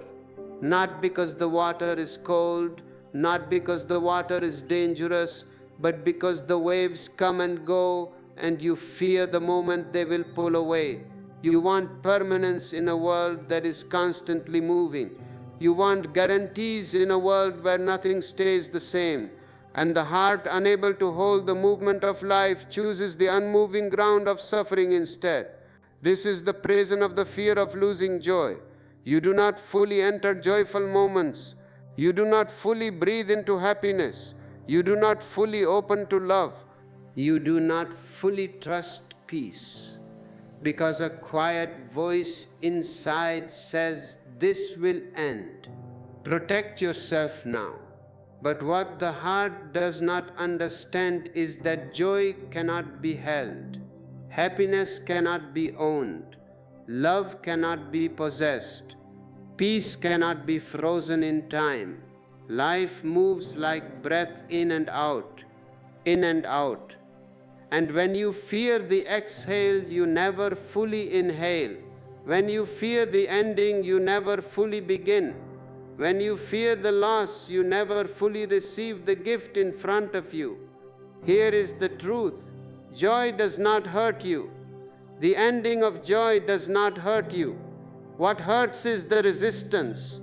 What hurts is the clinging. What hurts is the attempt to make something stay that was never meant to stay. When you allow joy to flow like a river, like a breeze, like sunlight moving across a room, it no longer frightens you. You learn to enjoy the presence of joy without demanding its permanence. You learn to welcome happiness without holding it tight. You learn to trust that what leaves may return in another form or may open space for something new. If this message is resonating with your heart, if you feel the truth of these waves washing over you, consider showing your support. You can click the Super Thanks button below to offer a gesture of gratitude. It helps us keep this stream of wisdom flowing. And if you have not yet subscribed, please click subscribe to ensure you do not miss the next step of this journey. And now, with your heart beginning to soften, with your fear starting to loosen, another truth reveals itself.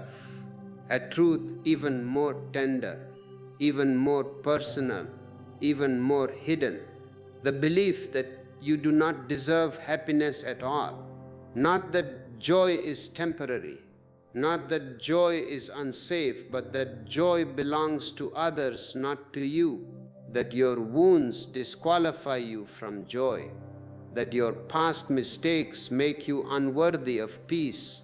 That something in you is too broken to feel happiness fully.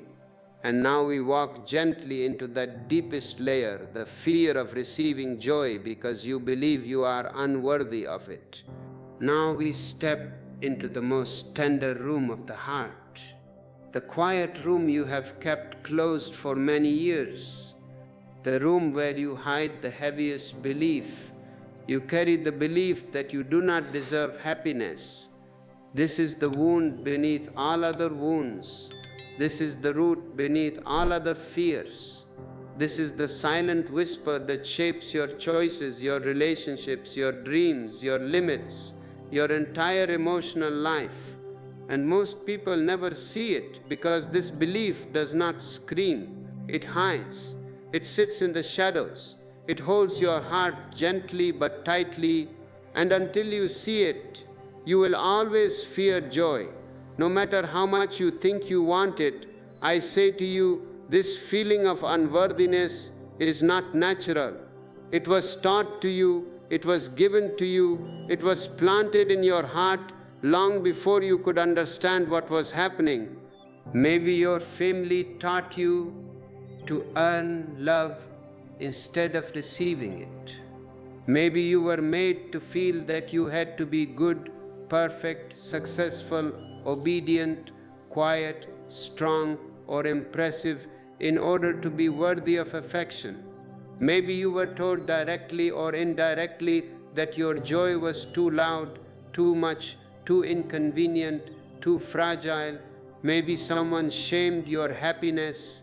Maybe someone ignored it. Maybe someone mocked it. Maybe someone punished you for feeling alive. The heart remembers these moments, and slowly, quietly, without your awareness, the heart began to believe, happiness is not for me. This belief becomes a filter, a lens, a story, a silent contract with yourself. So even now, as an adult, when happiness approaches, something inside you steps back. Something inside you says, not me, not yet, not like this. You shrink before the moment expands. You reject joy before joy can land. You create small reasons to sabotage good things. You walk away from opportunities that could nourish you. You keep your desires half alive. You keep your dreams half possible. And your heart remains half open, not because joy is wrong, but because you feel wrong for wanting it. Imagine someone giving you a beautiful gift, a gift wrapped in care, in softness, in sincerity, and instead of opening it, you hide it in a drawer because you feel you don't deserve something so beautiful. It sits there waiting for you, untouched, unseen, unreceived, not because the gift was unworthy of you, but because you were convinced you were unworthy of the gift. This is how you treat happiness. Life hands it to you in small moments, in laughter, in connection, in quiet mornings, in warm sunlight, and you hide it in a drawer inside your chest. The illusion of unworthiness is powerful because it feels like truth. It feels like something you are, not something you learned. It feels like identity, not injury. It feels natural, not imposed, but it is a lie created by the wounds of your past, a lie reinforced by people who were also wounded, also afraid, also unable to receive joy themselves. Hurt people do not teach happiness, they teach fear. Sleepwalkers do not teach worth, they teach doubt. And so your unworthiness is inherited, not chosen. But here is the deeper truth. You were born worthy, you were born open, you were born with a heart designed to feel joy. Worthiness is your nature. Unworthiness is the conditioning. Worthiness is your essence. Unworthiness is the shell. Worthiness is the flame. Unworthiness is the dust that settled over it. And now, as awareness returns to your being, you begin to blow gently on the flame. The dust begins to move. The light begins to appear. Something inside you whispers again, maybe I am allowed to feel good. Maybe I am allowed to open. Maybe I am allowed to receive. Once you begin to see the illusion of unworthiness, it loses its power. You stop taking its voice seriously. You begin questioning the stories that kept you small. You begin seeing that every human being is worthy of love, peace, joy, including you, especially you. You begin to soften in the places where you once hardened. You begin to breathe into spaces where you once held your breath. You begin to allow moments of joy to enter without pushing them away. And as this softening takes place, something miraculous happens.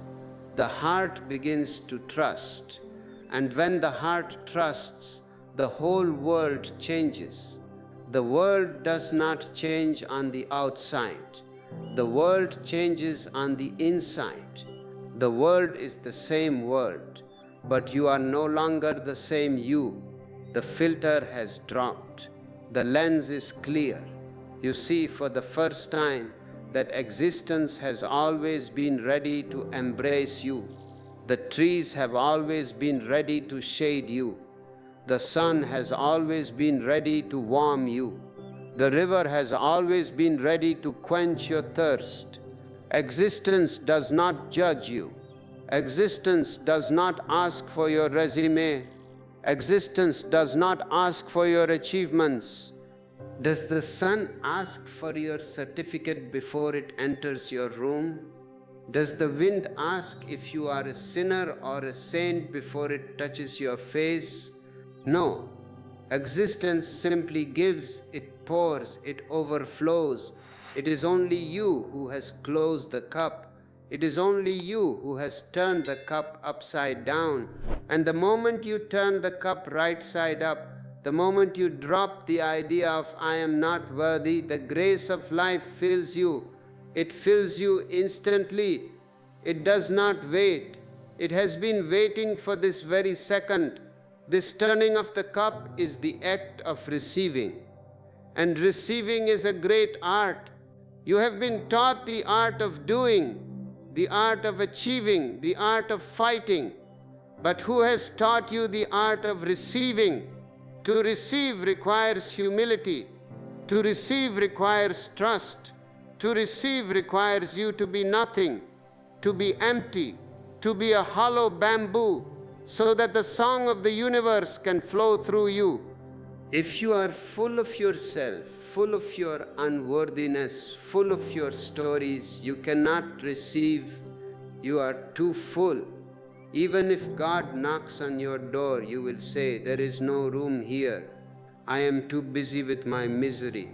I am too busy with my unworthiness." So empty yourself. Throw out the furniture of the past. Throw out the old portraits of guilt. Throw out the dusty carpets of shame. Make your inner house empty. And in that emptiness, joy will rush in like fresh air. It is the law of nature. Nature abhors a vacuum. If you create a vacuum of emptiness, God has to enter. Joy has to enter. Look at your life now. Where are you holding back? Where are you saying no to life? Where are you closing the door because you feel you are not good enough? Identify these places, and in those very places try a small experiment. Just for today, say yes. Just for this moment, say, "I receive." When someone gives you a compliment, do not deflect it. Do not say, "Oh, it is nothing." Do not look down. Look into their eyes and say, "Thank you," and feel it entering your heart. When a moment of peace comes, do not rush to the next task.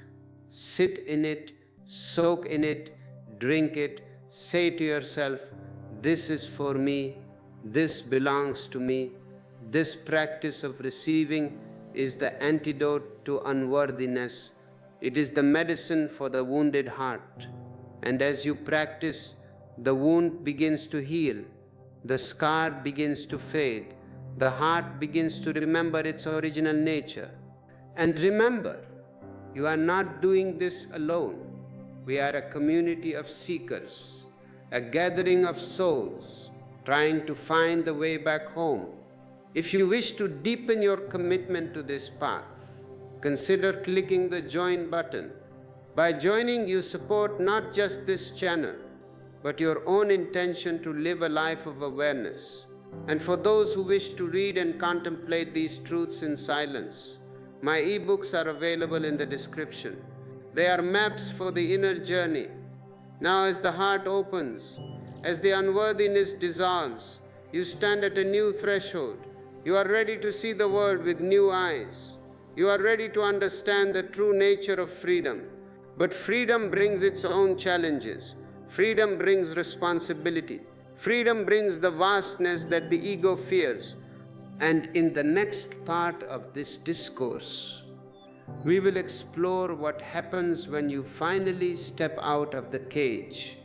What happens when you fly? What happens when the ground is gone and there is only the sky? The mind will try one last trick. The mind will try to pull you back with the fear of the unknown. But you are ready now. You have seen the addiction to suffering. You have seen the fear of happiness. You have seen the illusion of unworthiness. You are ready to face the unknown. You are ready to become the sky. And when you become the sky, the first feeling is not of triumph. The first feeling is of vertigo. You look down and there is no ground. You look up and there is no ceiling. You look around and there are no walls. For a mind that has lived in a cage for centuries, this total absence of boundaries is terrifying. This brings us to the next great barrier you will face, the barrier of self-sabotage. You have seen unworthiness, yes. You have seen the fear of loss, yes. But self-sabotage is different. Self-sabotage is the active destruction of your own happiness by your own hand, simply because the happiness has become too much for your ego to bear. Have you noticed this in your life? Things are going well. Finally, the relationship is peaceful. Finally, the work is flowing. Finally, your health is good, and suddenly, for no logical reason, you pick a fight. You create a drama, you arrive late, you say the one thing that will cause a conflict. You stop doing the very practice that was giving you peace. Why do you destroy the garden just as the flowers are blooming? It is because of the upper limit of your ego. Your ego has a thermostat. It is set to a certain temperature of misery. If you get too miserable, the ego says, do something, change something, and you struggle to get back to normal. But, and this is the secret, if you get too happy, if you get too peaceful, the ego also panics. The temperature is too high, it is too bright. The ego feels it is losing control, so it turns on the air conditioner of drama to bring the temperature back down to the familiar level of lukewarm suffering. You sabotage your joy to return to the safety of your struggle. You destroy the peace to return to the familiarity of the war. Because in the war you know who you are. You are the fighter, you are the victim, you are the survivor. But in peace you are nobody. And to be nobody is the hardest thing in the world for the ego. The ego wants to be somebody, even if that somebody is a miserable person. At least a miserable person has a history. At least a miserable person has a complaint. Look at me, look how much I suffer. It is an identity, but joy has no history. Joy has no biography. Joy is just a moment of pure being. When you are truly happy, you disappear. Have you noticed? In a moment of deep laughter, you are not there. The laughter is there, but the I is gone. In a moment of deep love, the lover is gone, the beloved is gone, only love remains. This disappearance is what the ego calls death. And so just before you disappear into joy, the ego pulls the emergency brake. It creates a crisis. It reminds you of a bill you haven't paid. It reminds you of an insult from 10 years ago. It creates a suspicion about your partner. And snap, you are back. You are back in the cage. You are safe, but you are miserable. This mechanism is subtle.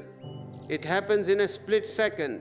If you are not alert, you will think the crisis came from the outside. You will think, oh, bad luck. It is not bad luck.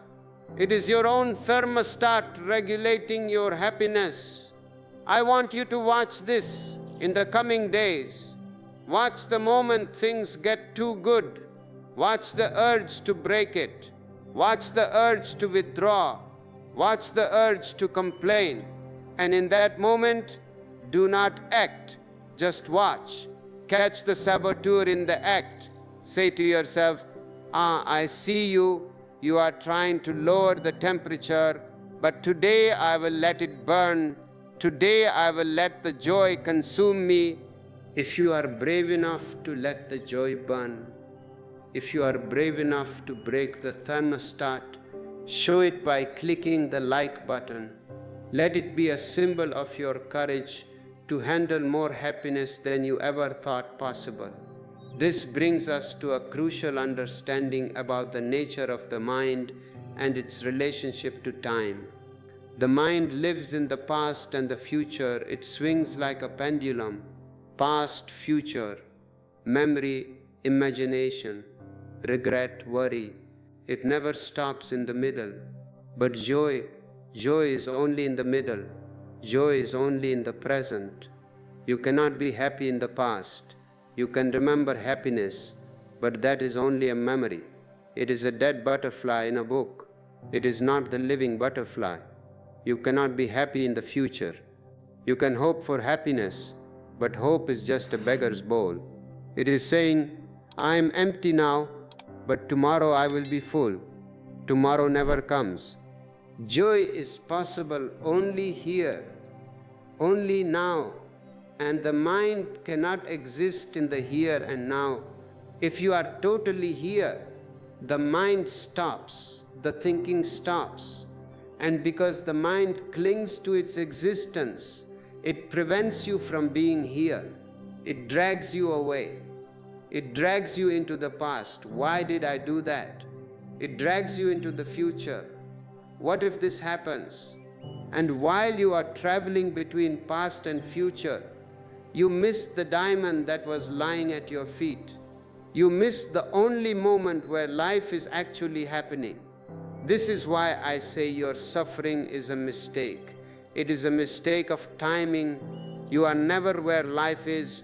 You are always somewhere else. You are at the office while you are at home. You are at home while you are at the office. You are eating, but you are thinking. You are making love, but you are fantasizing. You are never present to the reality. And reality is the only place where God exists. Reality is the only place where joy exists. If you want to find joy, you don't have to go to the Himalayas. You don't have to change your religion. You just have to come back from your mental time travel. You have to land in this moment, land in this breath. Try it now. As you listen to my voice, are you here? Or are you already thinking about what you will do after the video? Are you judging what I am saying? Are you comparing it with what you already know? If you are comparing, you are not listening. You are in the memory bank. Drop the memory. Drop the comparison. Just be a pure opening. Let the sound enter you. Let the silence enter you. In this reception, without judgment, without analysis, joy arises. It is not caused by my words. My words are just an excuse. It is caused by your presence. And when you are present, you realize something profound. You realize that you have been feeding your pain. You have been the energy source for your own misery. I said earlier that pain is your training. What did I mean? I meant that pain is the friction that wakes you up. If you put your hand in fire, it hurts. The pain is a friend. It tells you, move your hand. If you did not feel pain, your hand would burn to ash and you would not know. Psychological pain is the same. It is a signal. It is telling you you are thinking wrongly, you are living wrongly, you are identifying with the false. But instead of moving your hand, you take a pill. Instead of moving your hand, you blame the fire. Instead of moving your hand, you analyze the chemical composition of the flame. Move your hand. The pain is not a punishment. It is an alarm clock. But you have become so used to the alarm that you sleep through it. Or worse, you incorporate the alarm into your dream. You dream that bells are ringing, but you do not wake up. Suffering is the friction between your illusions and reality. Reality is always true. Your illusions are false. When they rub against each other, it hurts. You expect your husband to be a god. He is a human. Friction, pain. You expect your body to never age. It ages. Friction, pain. You expect the world to be fair according to your definition. It is chaotic. Friction, pain. You try to change the reality to fit your illusion. This is the definition of madness. You want the whole universe to change so that your small belief system remains intact. It will not happen. The universe is vast. You are tiny. The universe is not going to change for you. You have to change for the universe. You have to drop the illusion. And the moment you drop the illusion, my husband is human, my body will age, the world is a mystery, the friction stops, the pain stops, the acceptance creates a smoothness. You become like water flowing around the rock, not crashing against it. This flowing quality is the essence of joy. Water is the most soft thing, yet it conquers the hardest rock, not by fighting, but by yielding, by surrounding, by persistence. Be like water, do not have a rigid shape, do not have a rigid eye. If you are ready to be like water, if you are ready to flow instead of fight, consider joining this channel's deeper stream. Click the join button. It is a commitment to your own fluidity. And for those who have found value in these waters, you can offer a super thanks. It is a way of pouring back into the source. Now let us look at the how. You ask, Osho, I understand. I see the unworthiness. I see the sabotage. I see the friction. But how do I stop it? How do I break the habit of a lifetime? The mind wants a method. The mind wants a screwdriver to fix the mind. But the mind cannot fix the mind. A thief cannot catch himself. If you use the mind to fix the mind, you will only create more mind. You will create a good part of the mind that tries to control the bad part of the mind. And now you have conflict. Now you have civil war. This is what moralists do. This is what priests do. They tell you to fight your devil, but the devil is part of you. If you fight your right hand with your left hand, who wins? You lose. Your energy is dissipated in friction. So the way is not fighting, the way is not doing, the way is witnessing. This is the only technique I give you, because it is the only technique that is not a technique. It is a nature, witnessing, just watching. When the sabotage comes, watch it. Don't judge it. Don't say, I am bad for doing this. Just say, aha, sabotage is happening. When the unworthiness comes, don't cry over it. Don't go to a therapist for 10 years to find out why your mother said that thing to you. It is irrelevant. The dust is on the mirror now, just wipe it. Watch the unworthiness. Aha, the story of I am not good enough is playing on the radio again.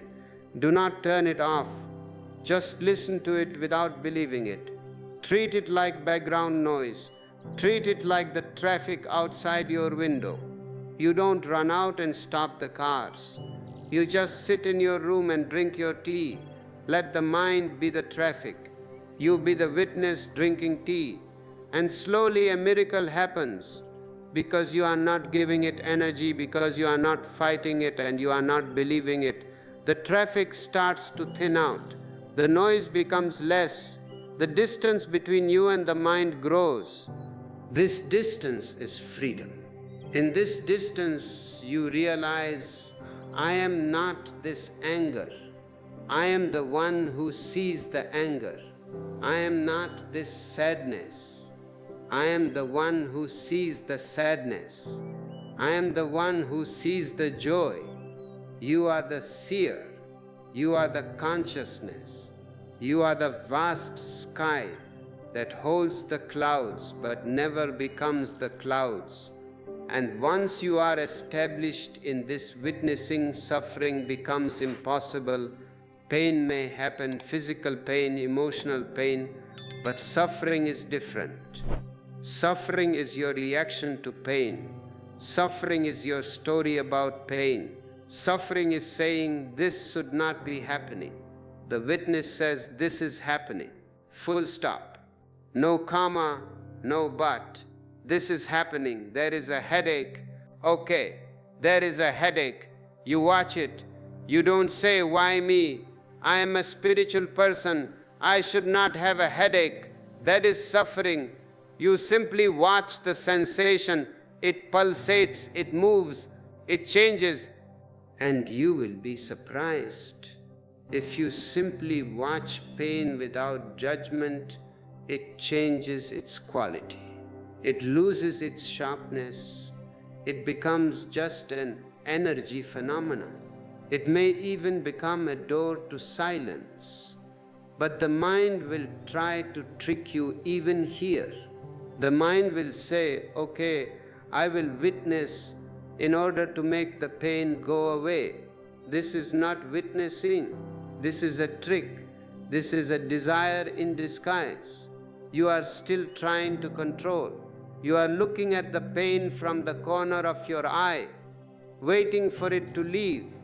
Real witnessing has no goal. You witness just to witness. If the pain stays, it stays. If it goes, it goes. You are indifferent. This indifference is not a coldness. It is a transcendence. You are so big that the pain is a small thing. You have been living in a small room, the room of the ego. In a small room, even a small furniture change is a big problem. I am taking you out of the room. I am taking you under the stars.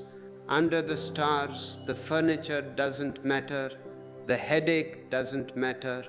The insult doesn't matter.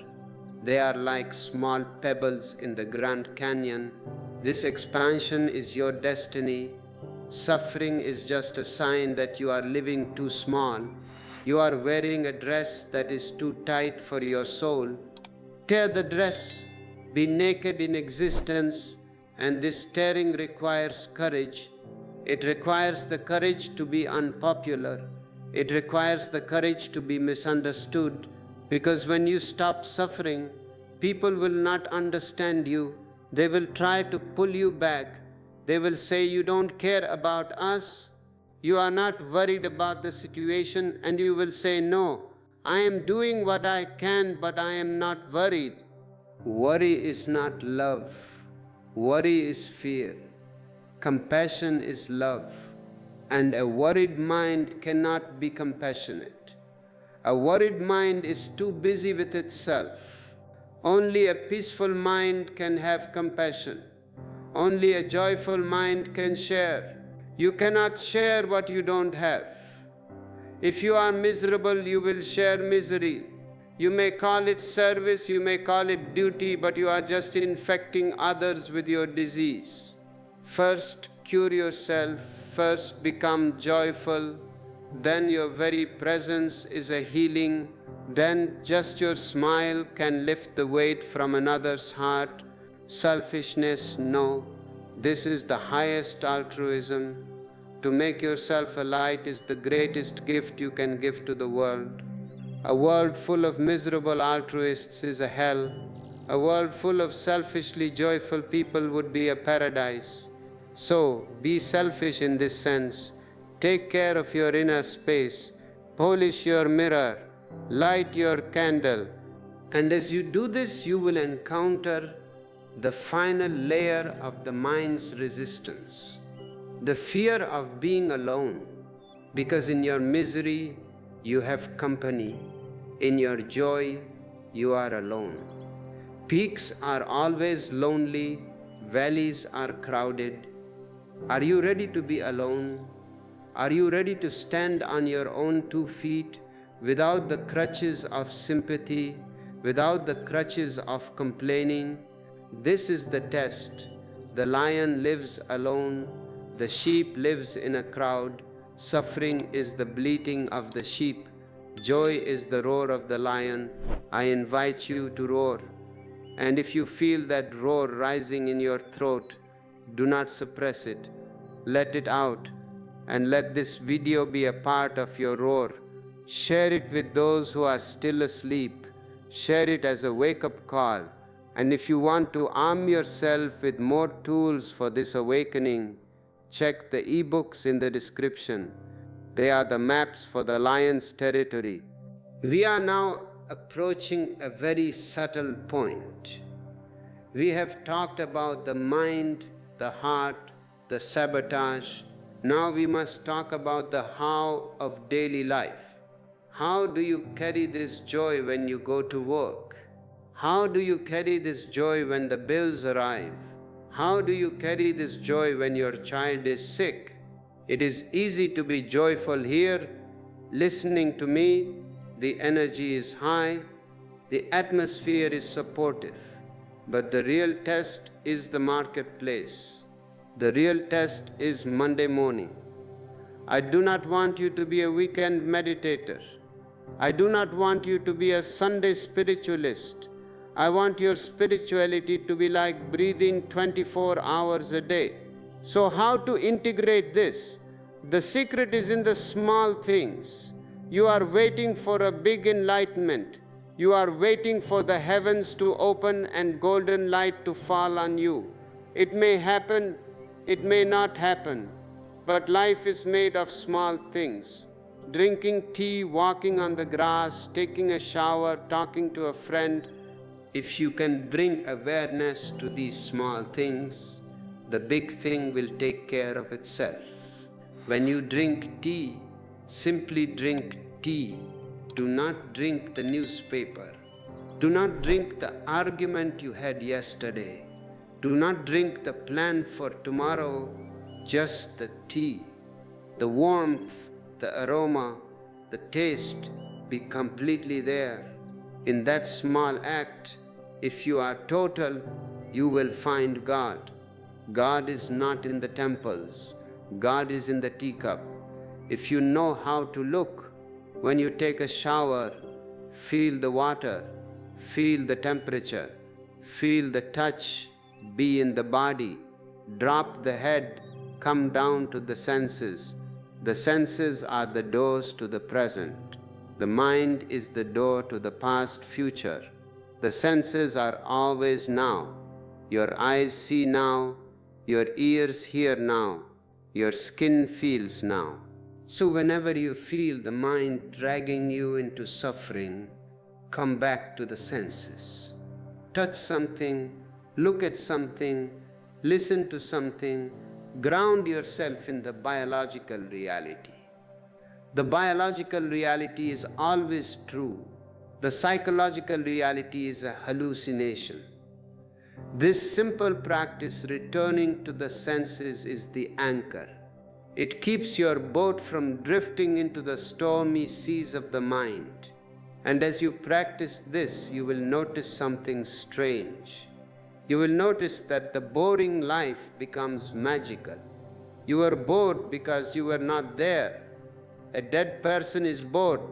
A living person is never bored. How can you be bored when existence is so mysterious? A single leaf is a mystery that science cannot fully explain.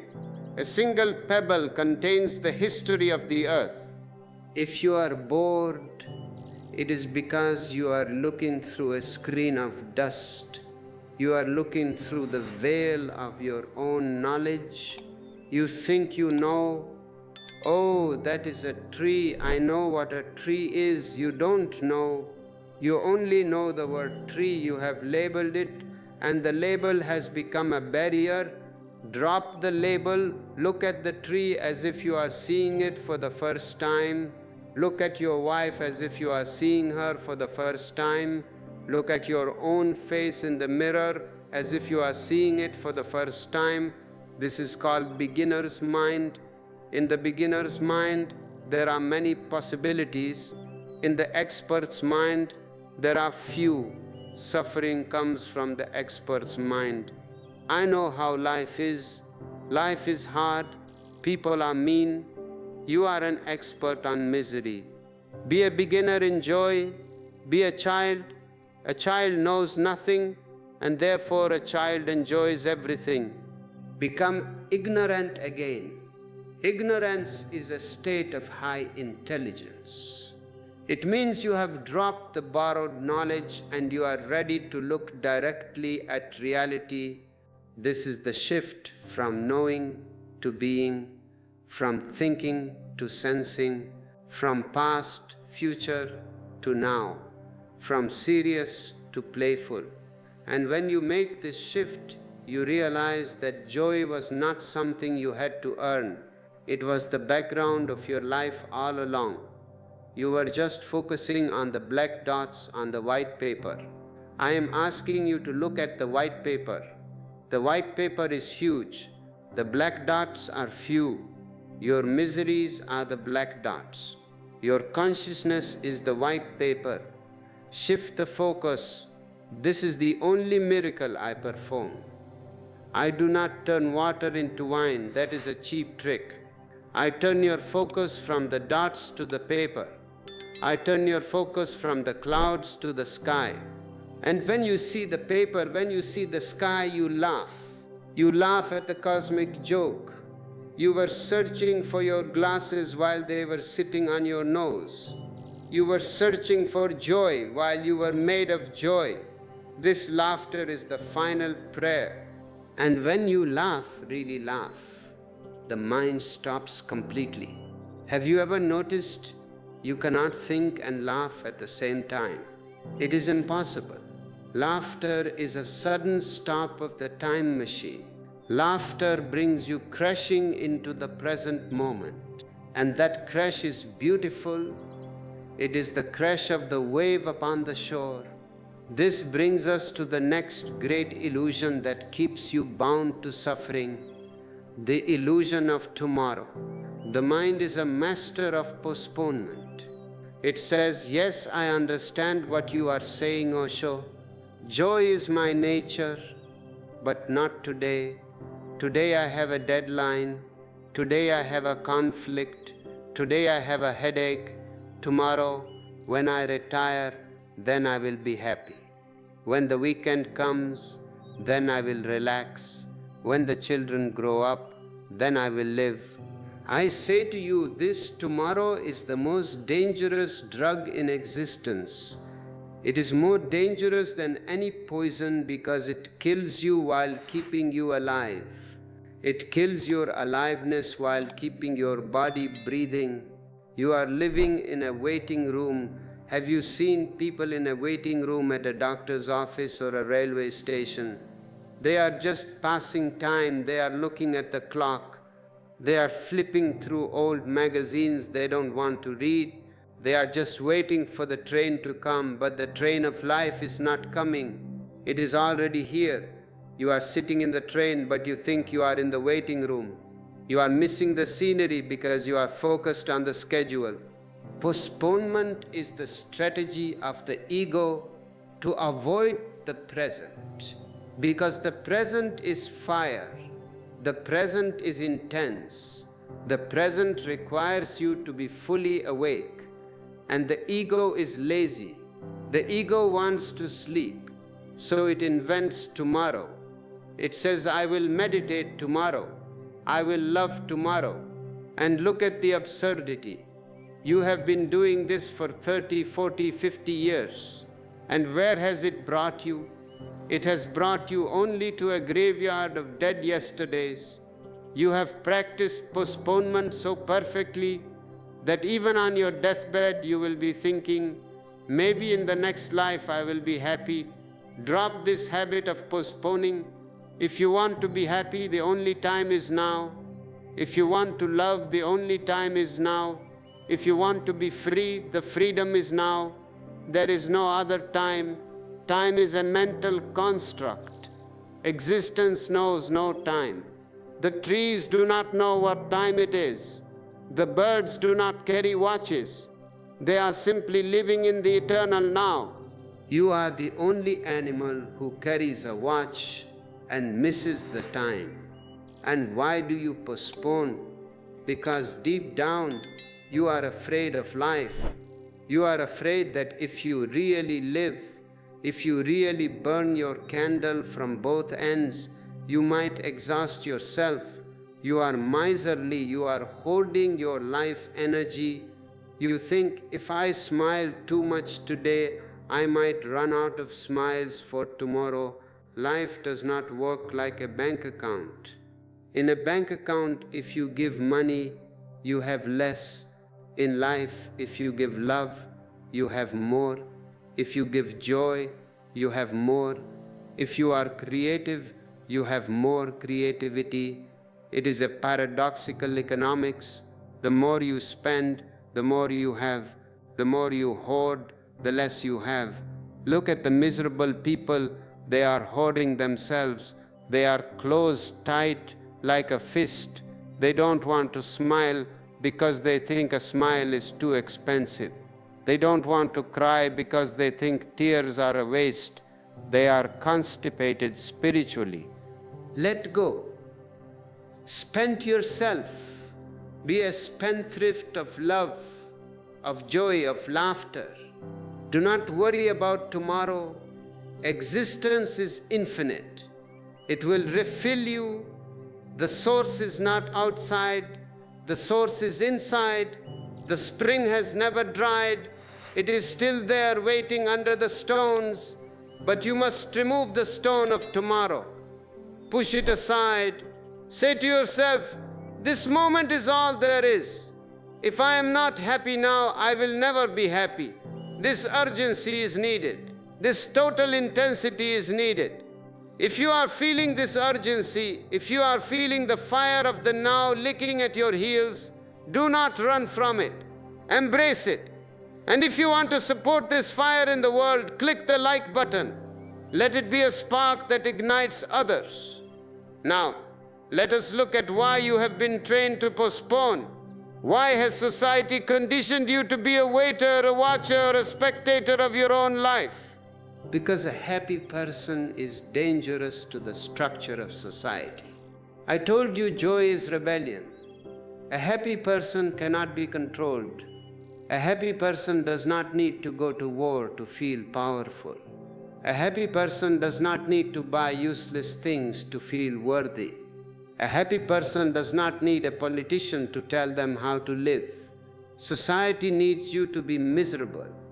It needs you to be a little bit sick, not too sick, because then you cannot work, but not too healthy, because then you become independent. Just the right amount of miserable. Miserable enough to need entertainment, miserable enough to need alcohol, miserable enough to need a leader, miserable enough to need a priest. Your misery is the fuel of the economy. If everyone became joyful tomorrow, the economy would collapse. Who would buy the new car? You buy the new car because you are miserable in the old car. Who would buy the new house? Who would buy the new fashion? You buy because you have a hole inside and you are trying to fill it with objects, but the hole is in the soul and you are filling it with furniture. It will never be filled. You can put the whole world inside the hole and it will still be empty. This is why society teaches you, be serious, be responsible, don't laugh too loud, don't dance too wildly. They are afraid of your wildness. They are afraid of your nature, because nature is wild. Joy is wild. You have been domesticated. You are like a lion who has been raised by sheep. You have forgotten how to roar. You only know how to bleat, Baba. You complain. The government is bad. The wife is bad. The weather is bad. This is bleating. Stop bleating. Roar. The roar is, I am responsible for my joy. I am the creator of my inner world. No one can make me miserable unless I give them permission. This taking of responsibility is the birth of the individual. Until you take responsibility, you are just a member of the crowd. You are a cog in the machine. And the machine does not care about your joy. The machine cares only about your productivity. But you are not a machine. You are a consciousness. You are a divine spark. And your destiny is not to be productive. Your destiny is to be ecstatic. Productivity is a byproduct. If you are ecstatic, you will be productive, but in a different way. You will create beauty. You will create poetry. You will create love. You will not create destruction. The world is full of productive people who are creating nuclear weapons. Do you call this intelligence? They are very efficient, very productive, very smart, but they are insane. They are destroying the very home they live in. Only a miserable person wants to destroy. A joyful person wants to create. So if you want to save the world, forget about saving the world. Save yourself. Save yourself from misery. Save yourself from seriousness. Save yourself from the conditioning that tells you suffering is noble. Society honors the one who struggles. They give medals to the one who suffers the most. Look at him. He sacrificed his whole life. And you clap. You should not clap. You should cry. A life sacrificed is a life wasted. Existence did not give you life to sacrifice it. It gave you life to celebrate it. Celebration is the only true worship. Not fasting, not torturing your body, not chanting words you don't understand, but dancing with the wind, laughing with the rain, singing with the birds. This is the prayer that reaches God, because God is the ultimate celebration, and yet you are afraid. You are afraid that if you celebrate, you will be judged. You are afraid that if you are happy, people will think you are selfish. Let them think. Their judgment is their problem, not yours. This brings us to another deep root of your suffering: comparison. The mind lives on comparison. From the moment you enter school, you are compared. Look at Johnny, he got an A, you got a C. Look at Mary, she is so pretty, you are plain. Comparison is the poison that kills your uniqueness. You are not Johnny, you are not Mary, you are you. And you can only be you. A rose does not compare itself to a lotus.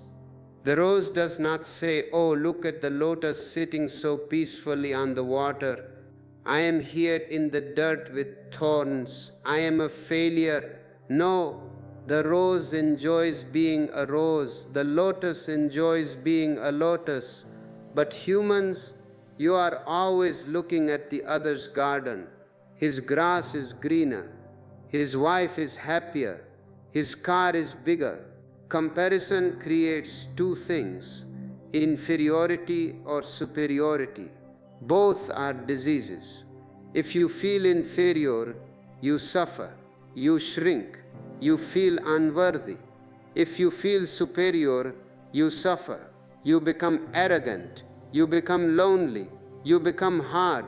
Real joy comes when you drop comparison, when you realize, I am just myself, and that is enough. Enoughness. This is a beautiful word. Can you feel the flavor of it? I am enough. This moment is enough. This breath is enough. The mind is always saying more. The heart says enough. The mind is a beggar. The heart is an emperor. I invite you to move from the mind to the heart. Move from more to enough, and suddenly you are rich. You may not have a penny in your pocket, but if you have the feeling of enough, you are the richest man in the world. And the billionaire who has billions but wants more, he is a beggar. He is poor. Do not be deceived by appearances. The world honors the rich beggar. I honor the poor emperor. Be an emperor of the inner world. And this empire is not far away. It is not across the ocean. It is just one step inward, one step of silence, one step of accepting yourself as you are. But you say, Osho, I am full of flaws. I have anger, I have jealousy, I have greed. How can I accept myself? I say, accept the flaws too. They are the manure. Do not throw away the manure. The gardener knows that the smelly manure is what makes the rose sweet. Your anger, your jealousy, your greed, they are energy. If you repress them, if you fight them, they become toxic. If you accept them, if you watch them, they transform. Anger transforms into compassion. Sex transforms into love. Greed transforms into sharing. It is the same energy, just purified by awareness. But the first step is acceptance. If you reject yourself, you cannot transform. You can only suppress, and a suppressed person is a volcano waiting to explode. Don't be a volcano, be a garden. Let the manure be there. Put it in the roots. Cover it with the soil of awareness and wait. The flowers will come. They must come. It is the law of nature. And as you cultivate this inner garden, you will notice that your relationships change. Because when you are at war with yourself, you are at war with everyone else. You judge others because you judge yourself. You hate others because you hate yourself.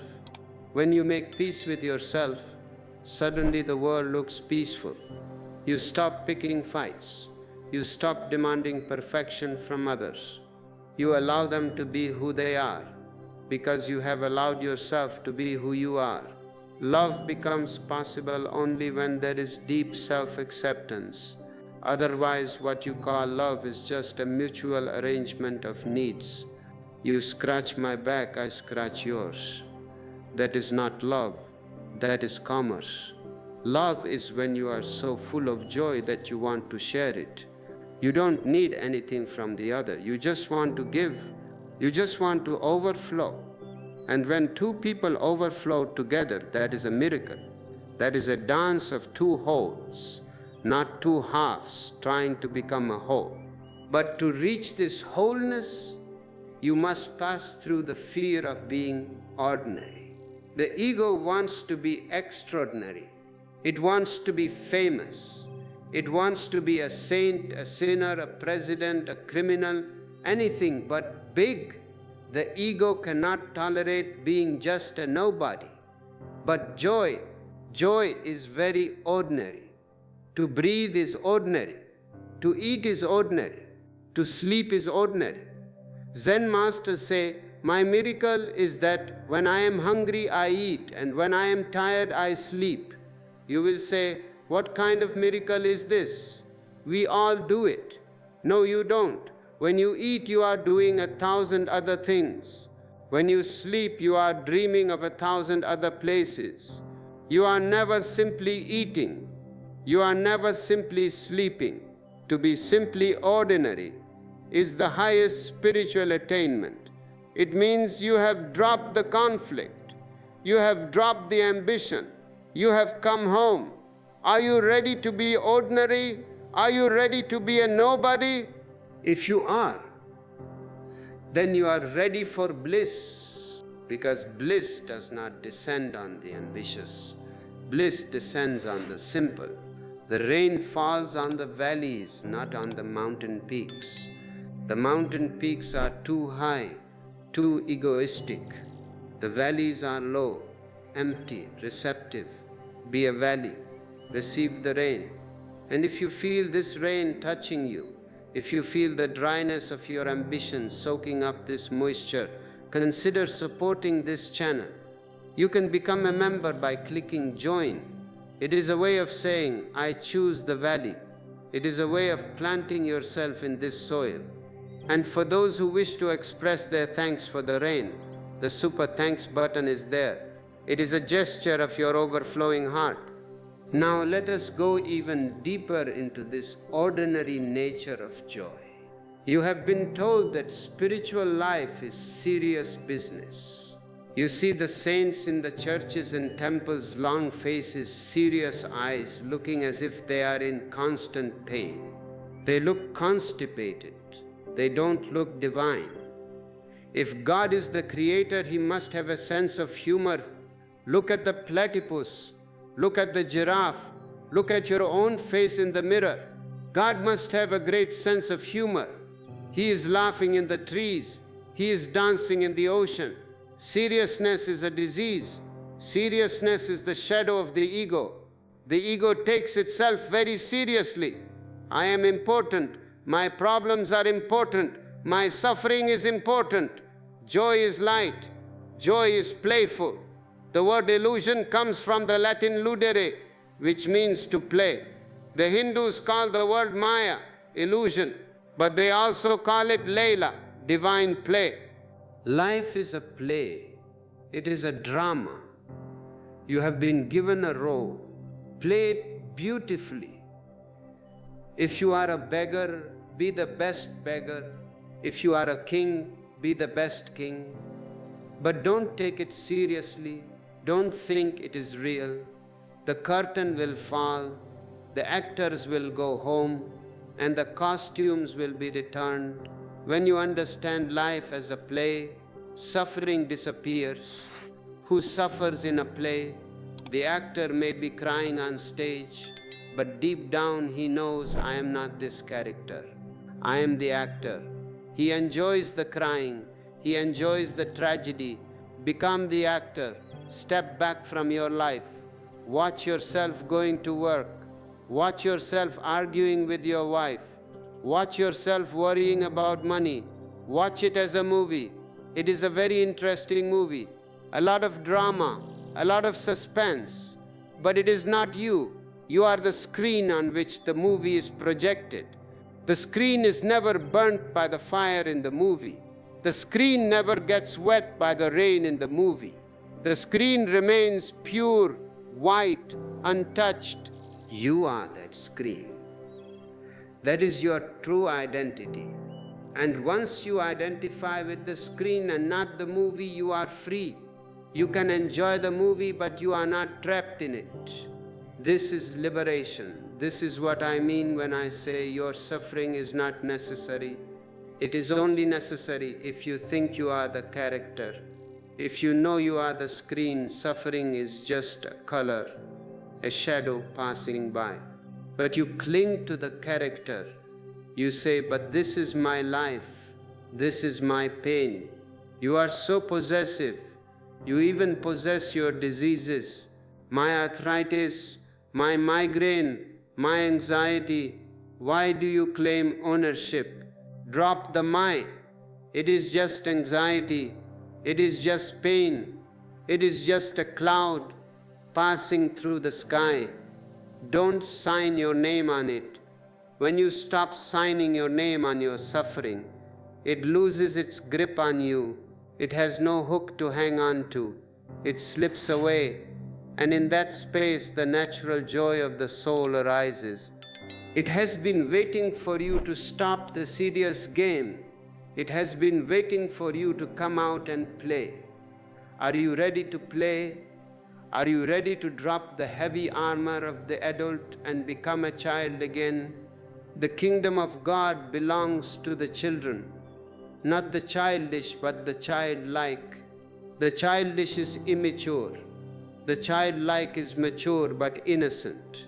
He knows, but he does not cling to knowledge. He has experienced, but he remains fresh. This freshness is your potential. It is buried under layers of dust, layers of I know, layers of I should. I am here to help you dig. I am here to help you shovel away the dust. It is dirty work, yes, but the treasure is worth it. And the treasure is not in the future. It is not in the next life. It is here. It is breathing in you right now. Feel it. Feel the life in your hands. Feel the silence behind the noise of your mind. That is it. That is the beginning. Do not let it go. Hold on to this thread of silence. It will lead you out of the labyrinth. And as we prepare to move to the next part of this discourse, where we will talk about the ultimate alchemy, how to transform the poison of the past into the nectar of the future. Remember this, you are the alchemist, you have the power, you just forgot where you put the key. I am just reminding you, the key is in your pocket, the pocket of awareness. And this key is not made of gold or silver. It is made of silence. It is made of looking. It is made of a simple turning inward. Now, let us speak of the alchemy. You have heard of alchemists who try to turn base metals into gold. That was a metaphor. The real alchemy is internal. It is turning the base metal of your unconsciousness into the gold of consciousness. It is turning the poison of your past into the nectar of your future. You look at your past and you see only wounds. You see only mistakes. You see only pain. And because you see it as pain, you want to cut it off. You want to forget it. You repress it. But you cannot cut off your past. It is your root system. If you cut the roots, the tree dies. The alchemist does not cut the roots. He waters them, but with a different water, the water of understanding, not the water of judgment. When you judge your past, you repeat it. When you understand your past, you are free of it. Take a specific wound. Someone betrayed you. Your partner left you, or a friend cheated you. The mind says, they are bad. I am a victim. This is the base metal. This is the lead. It is heavy. It is dark. It weighs you down. You carry this story for years. I cannot trust anyone because I was betrayed in 1995. This is stupidity. You are letting a ghost from 1995 dictate your life today. You are letting a dead person control a living person. The alchemist looks at the betrayal differently. He says, the betrayal happened. It hurt. But what did it teach me? It taught me that expectations are dangerous. It taught me that dependency creates suffering. It threw me back onto myself. Suddenly the betrayal is not a curse, it is a grace. It forced you to be alone. It forced you to find your own strength. Without that betrayal, you would still be leaning on a crutch. The betrayer took away the crutch, and you fell. Good. Falling is the first step to learning how to walk. Do you see the shift? The event is the same. The betrayal is the same, but the vision has changed. You have turned the poison into medicine. This is what I mean by transforming suffering. You don't deny it. You don't say, it didn't happen. You say, it happened and it was necessary for my awakening. Everything that has happened to you was necessary. The pain, the losses, the illnesses, the insults, they were all hammers chipping away the unnecessary parts of the stone so the sculpture could emerge. If you can see your life this way, as a sculpting process, not as a series of accidents, you become grateful. Gratitude is the goal. But to reach this gratitude, you must pass through the fire of forgiveness. And here society has confused you again. You think forgiveness is something you do for the other person. You think, I am so noble, I forgive you. This is the ego speaking. This is arrogance. Forgiveness has nothing to do with the other. The other may not even know you are forgiving them. They may be dead. Forgiveness is for you. Holding a grudge is like holding a burning coal in your hand, waiting to throw it at someone else. Who gets burned? You do. Your hand is burning. The smell of burning flesh is yours. And the other person is dancing, enjoying life, completely unaware of your coal. Drop the coal, not because the other person deserves it. Maybe they are a monster. Maybe they deserve punishment. That is for existence to decide, not you. You drop the coal because you deserve to have a hand that is not burnt. You deserve to be free of the heat. Forgiveness is the most selfish act in the best sense of the word. It is self-love. It is saying, I love myself too much to carry this poison for one more minute. If you are ready to drop the coal, if you are ready to heal your hand, show it, click the like button, let it be the sound of the coal hitting the ground. Let the smoke clear, and when the smoke clears, what remains? A space, a silence, a gap. This brings us to the most important discovery you can make, the gap between thoughts. Your mind is a procession of thoughts. Traffic, one car after another, one thought after another. I need coffee. She is late. What is that sound? I am tired. No gap, no space. This continuous traffic creates the illusion of a solid I. Just like a fan moving fast creates the illusion of a solid circle. If you stop the fan, you see there are 3 blades and empty space between them. Meditation is slowing down the fan.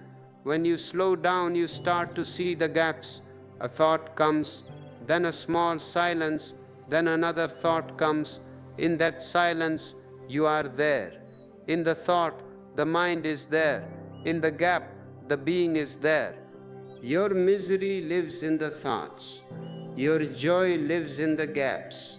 The work of a seeker is to expand the gaps. At first, the gap is very small, a split second. You might miss it, but if you are watchful, if you are alert, the gap widens. It becomes a second, then 2 seconds, then a minute. In that minute of no thought, you are not a Christian, you are not a Hindu, you are not a man, you are not a woman, you are not old, you are not young, you simply are pure existence. This is the taste of eternity. And once you taste it, the addiction to suffering is broken. Because suffering needs thoughts to survive. Suffering needs a story. I am sad because in the gap there is no because. There is just isness. Have you ever looked at a sunset and for a moment, just a moment, the mind stopped? There were no words, just the red, the orange, the vastness. In that moment, were you miserable? Were you worried about your taxes? No, you were one with the sun. That is your true nature. The mind is an intruder, a useful intruder, a tool, but an intruder nonetheless. When it takes over the master's house, I am not saying destroy the mind, I am saying put it in its place. The mind is a wonderful servant. It can calculate, it can plan, it can organize, but it is a terrible master. As a master, it is a tyrant. It beats you with the whip of the past and the whip of the future. Dethrone the tyrant. Return to the throne. The throne is the gap. But be warned, the ego will fight this. The ego hates the gap, because in the gap, the ego dies. The ego is the thought process. If thoughts stop, the ego disappears. So when you start to meditate, when you start to find the silence, the ego will panic. It will throw up a distraction. It will make your nose itch. It will make your leg cramp. It will suddenly remind you of a very important phone call you have to make. Watch this trick. It is the last stand of the dying king. He is trying to get your attention back. Look at me. I am important. Don't fight him. Just smile. Scratch the nose. But stay in the gap. Make the phone call later. But stay in the gap. Treat the ego like a noisy child. Yes, yes, I hear you. Now go play. This gentle persistence is the path, not struggle, not gritting your teeth, but a soft, persistent returning to the silence. And as you return again and again, the silence begins to permeate your life. It starts to leak into your activities. You will be washing dishes, and suddenly the gap is there. The water is running, the hands are moving, but inside there is no one. Just peace. You will be driving the car, and suddenly the gap is there. The traffic is moving, the body is steering, but inside, absolute stillness. This is called meditation in action. This is the goal, to be a monk in the marketplace. If you run away to a monastery, it is easy to be silent. The Himalayas are silent. You just borrow their silence. But if you come back to the city, the noise returns. I want you to have a silence that is yours, a silence that cannot be disturbed by the noise of the world, a silence that walks with you, a portable paradise. And to build this portable paradise, you need support. You need reminders. That is why we are here. That is why this community exists. Consider clicking the join button to strengthen your connection to this field of energy. It is a way of keeping the frequency high. And if these words are acting as a guide for you, a super thanks is a beautiful way to honor the guidance. Now let us address the fear of the void. When the gap widens, you will feel empty. And in the West, emptiness is a negative word. You say, my life is empty, meaning it is sad. My bank account is empty, meaning it is bad. But in the East, emptiness is the highest word. Shunyata.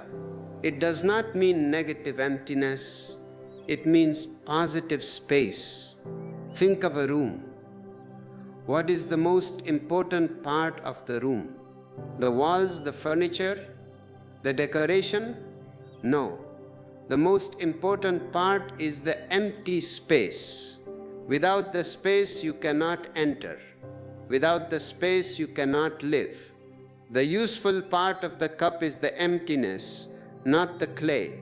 You are useful to existence only when you are empty. If you are full of your ego, full of your noise, God cannot pour anything into you. Do not fear the void. The void is the womb. It is where you came from, and it is where you will return. It is the source of all creativity, all life. When you sit in silence and feel nothing, celebrate. You are touching the source. You are touching the pregnant nothingness from which the Big Bang came. This is where you must be brave. The mind will say, I am bored. Nothing is happening. The mind wants entertainment. The mind wants fireworks. But truth is not a firework. Truth is a vast, dark, velvety silence. Relax into it. Let yourself fall into the abyss. You will not die. You will only disappear as a separate entity and reappear as the whole. The drop falls into the ocean, and for a moment the drop is afraid, I am dying. But the next moment the drop laughs, I have become the ocean. You are the drop. The gap is the ocean. Let yourself fall. This falling is the ultimate trust. Trusting that life will catch you. Trusting that you don't need to hold yourself together. And when you fall, you realize that the you who was suffering was just a shell, a hard shell made of fear. The fall breaks the shell, and the chick is born. You are an eagle in an egg. You think the egg is the whole world. It is a small world, a dark world, a cramped world. Suffering is the pressure of your wings growing against the shell. The shell must break. The suffering is necessary only to the point where it forces you to break the shell. Once the shell is broken, the suffering has done its job. You can thank it and fly. But many of you are in love with the shell. You are painting the shell, decorating the shell, trying to make the shell comfortable. You are trying to put air conditioning in the egg. It is impossible. The egg is meant to be broken. Stop decorating your prison. Break it how? By spreading your wings. Your wings are awareness and love. Spread awareness. Look at your life without judgment. Spread love. Accept yourself and others without condition. When you spread these two wings, the shell cracks and the sky is waiting. The sky has no footprints. You cannot follow a map. You have to fly your own flight. I can only show you the sky. I cannot fly for you. I can push you off the branch, but you have to flap the wings. and don't worry about falling. In the inner sky, there is no gravity.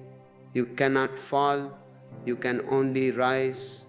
The only gravity is your identification with the body and the mind. The moment you break that identification, you are weightless. Have you ever felt weightless in a moment of deep love, in a moment of dance? Do you feel the body? No, you feel light, like a feather. You feel as if you could float. This is not just a feeling, it is a spiritual fact. The soul has no weight. The heavy heart is a heart that has forgotten its soul. So lighten your load, unpack your bags. What are you carrying? Guilt. Drop it. It is useless. It changes nothing. Worry. Drop it. It is insanity. It solves nothing. Jealousy. Drop it. It is poison. It hurts only you. Competition. Drop it. It is violence. Empty your pockets. Stand naked under the sun of awareness, and you will see that joy is not something that comes to you. Joy is what remains when the baggage is gone. Joy is the nature of the empty space. We are coming close to the end of this journey, but the journey never really ends. It is a circle. We arrive where we started, but we know the place for the first time. In the final part of this discourse, I want to give you a vision of the new man, the human being who lives without suffering, the human being who is both earthly and divine, the Zorba, the Buddha. Because I don't want you to be a saint who runs away from life, and I don't want you to be a materialist who forgets the soul. I want you to be whole. I want you to have your feet in the mud and your head in the stars. This wholeness is the only holiness. But to reach this wholeness, you must integrate everything we have spoken of. The awareness, the surrender, the alchemy, the silence. It is like baking a cake. You have the flour, the sugar, the milk, the heat. Now you must mix them. If you keep them separate, they are not a cake. Your life is the kitchen. Your experiences are the ingredients. Your awareness is the fire. Start baking, and do not be afraid of the heat. The heat is what transforms the batter into the cake. The heat of life, the challenges, the difficulties is necessary. If you run from the heat, you will remain raw batter. Tasteless, useless. Welcome the heat, welcome the friction. Use everything as fuel for your transformation. This is the secret of the Tantra. Nothing is rejected, everything is used. Even the poison is used to create medicine. Even the stumbling block is used as a stepping stone. Are you ready to be the alchemist of your own life? If the answer is a silent yes in your heart, then you have already taken the first step. The seed has cracked, the sprout is pushing through the soil. Do not stomp on it with doubt, water it with trust. And if you need water for your journey, remember the ebooks in the description. They are deep wells of understanding. And consider joining us as a member by clicking join. Let us grow this garden together. Now take a deep breath. Feel the gap at the end of the exhale before the next inhale begins. In that gap, you are free. In that gap, you are home. And this home has no address. It is not on a map. You cannot find it by traveling. You can only find it by stopping. You have been running for millions of lives. You have been a beggar in many forms, sometimes begging for money, sometimes begging for love, sometimes begging for power, sometimes begging for God. But a beggar remains a beggar. I am telling you, stop running, stop begging. Look in your own pocket. The diamond is there. And when you find this diamond, a great laughter arises. You laugh at the absurdity of your search. You were searching for your own glasses while they were sitting on your nose. You were searching for joy while you were joy. You were searching for God while God was breathing through your lungs. This laughter is the beginning of the new man. I have often spoken of the Zorba, the Buddha. This is my vision for you. The old religions told you to choose. They said, be Zorba, drink, dance, enjoy the body, but forget the soul. Or they said, be Buddha, sit under a tree, close your eyes, forget the world, starve the body. I say to you, both are half men, both are incomplete. Zorba is hollow without the soul. Buddha is dry without the dance. I want you to be both. I want you to be a Zorba and a Buddha. I want you to enjoy the morning tea, the texture of the cloth, the beauty of the woman or the man, the music, the market, enjoy it all, and at the same time keep a center of absolute silence. Be a cyclone on the outside, but be the calm eye of the storm on the inside. This is the ultimate synthesis. This is the end of schizophrenia. You don't have to leave the world to find truth. You have to bring truth into the world. Can you dance in the market and still be meditative? Yes, it is more difficult than sitting in a cave, but it is richer. If your meditation is disturbed by the noise of the market, it is not meditation, it is just a forced quietness. Real meditation is like a flame that burns even in the wind. So do not run away from your life. Do not divorce your wife to find God. Do not quit your job to find peace. Find peace in the job. Find God in the wife. If you cannot find Him there, you will not find Him in the Himalayas. And when you live this way fully in the world but not of the world, suffering becomes impossible, because suffering comes from attachment. You can enjoy a flower without plucking it. If you pluck it, it dies. That is attachment. If you enjoy it on the bush, it lives. That is love.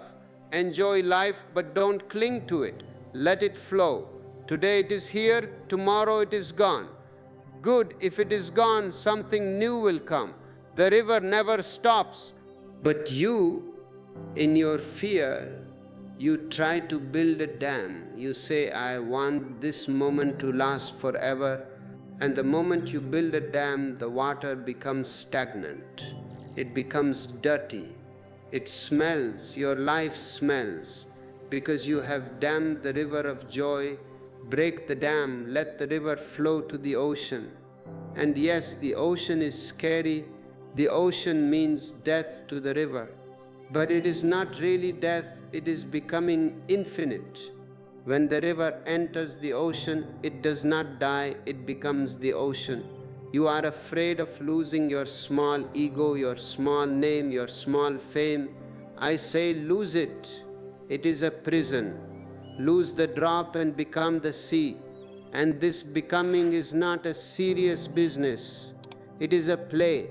It is a Leela. Look at the children. Watch them playing on the beach. They build castles in the sand. They decorate them with shells. They are very serious about it. But then the tide comes. The waves destroy the castle. Do the children cry? Do they go to a therapist? Do they say God is unjust? No. They laugh.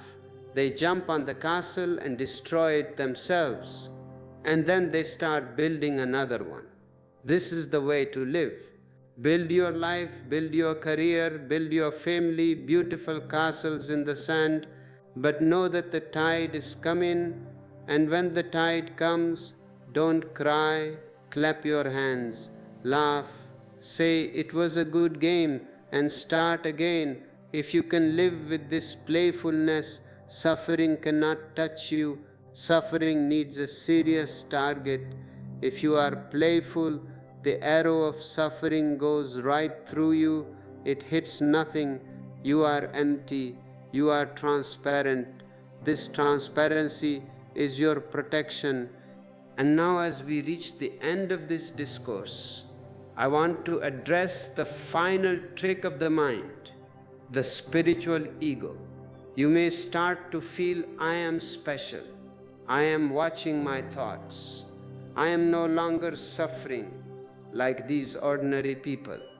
Beware, this is the ego coming in through the back door. It is very cunning. Before it was proud of money, now it is proud of meditation.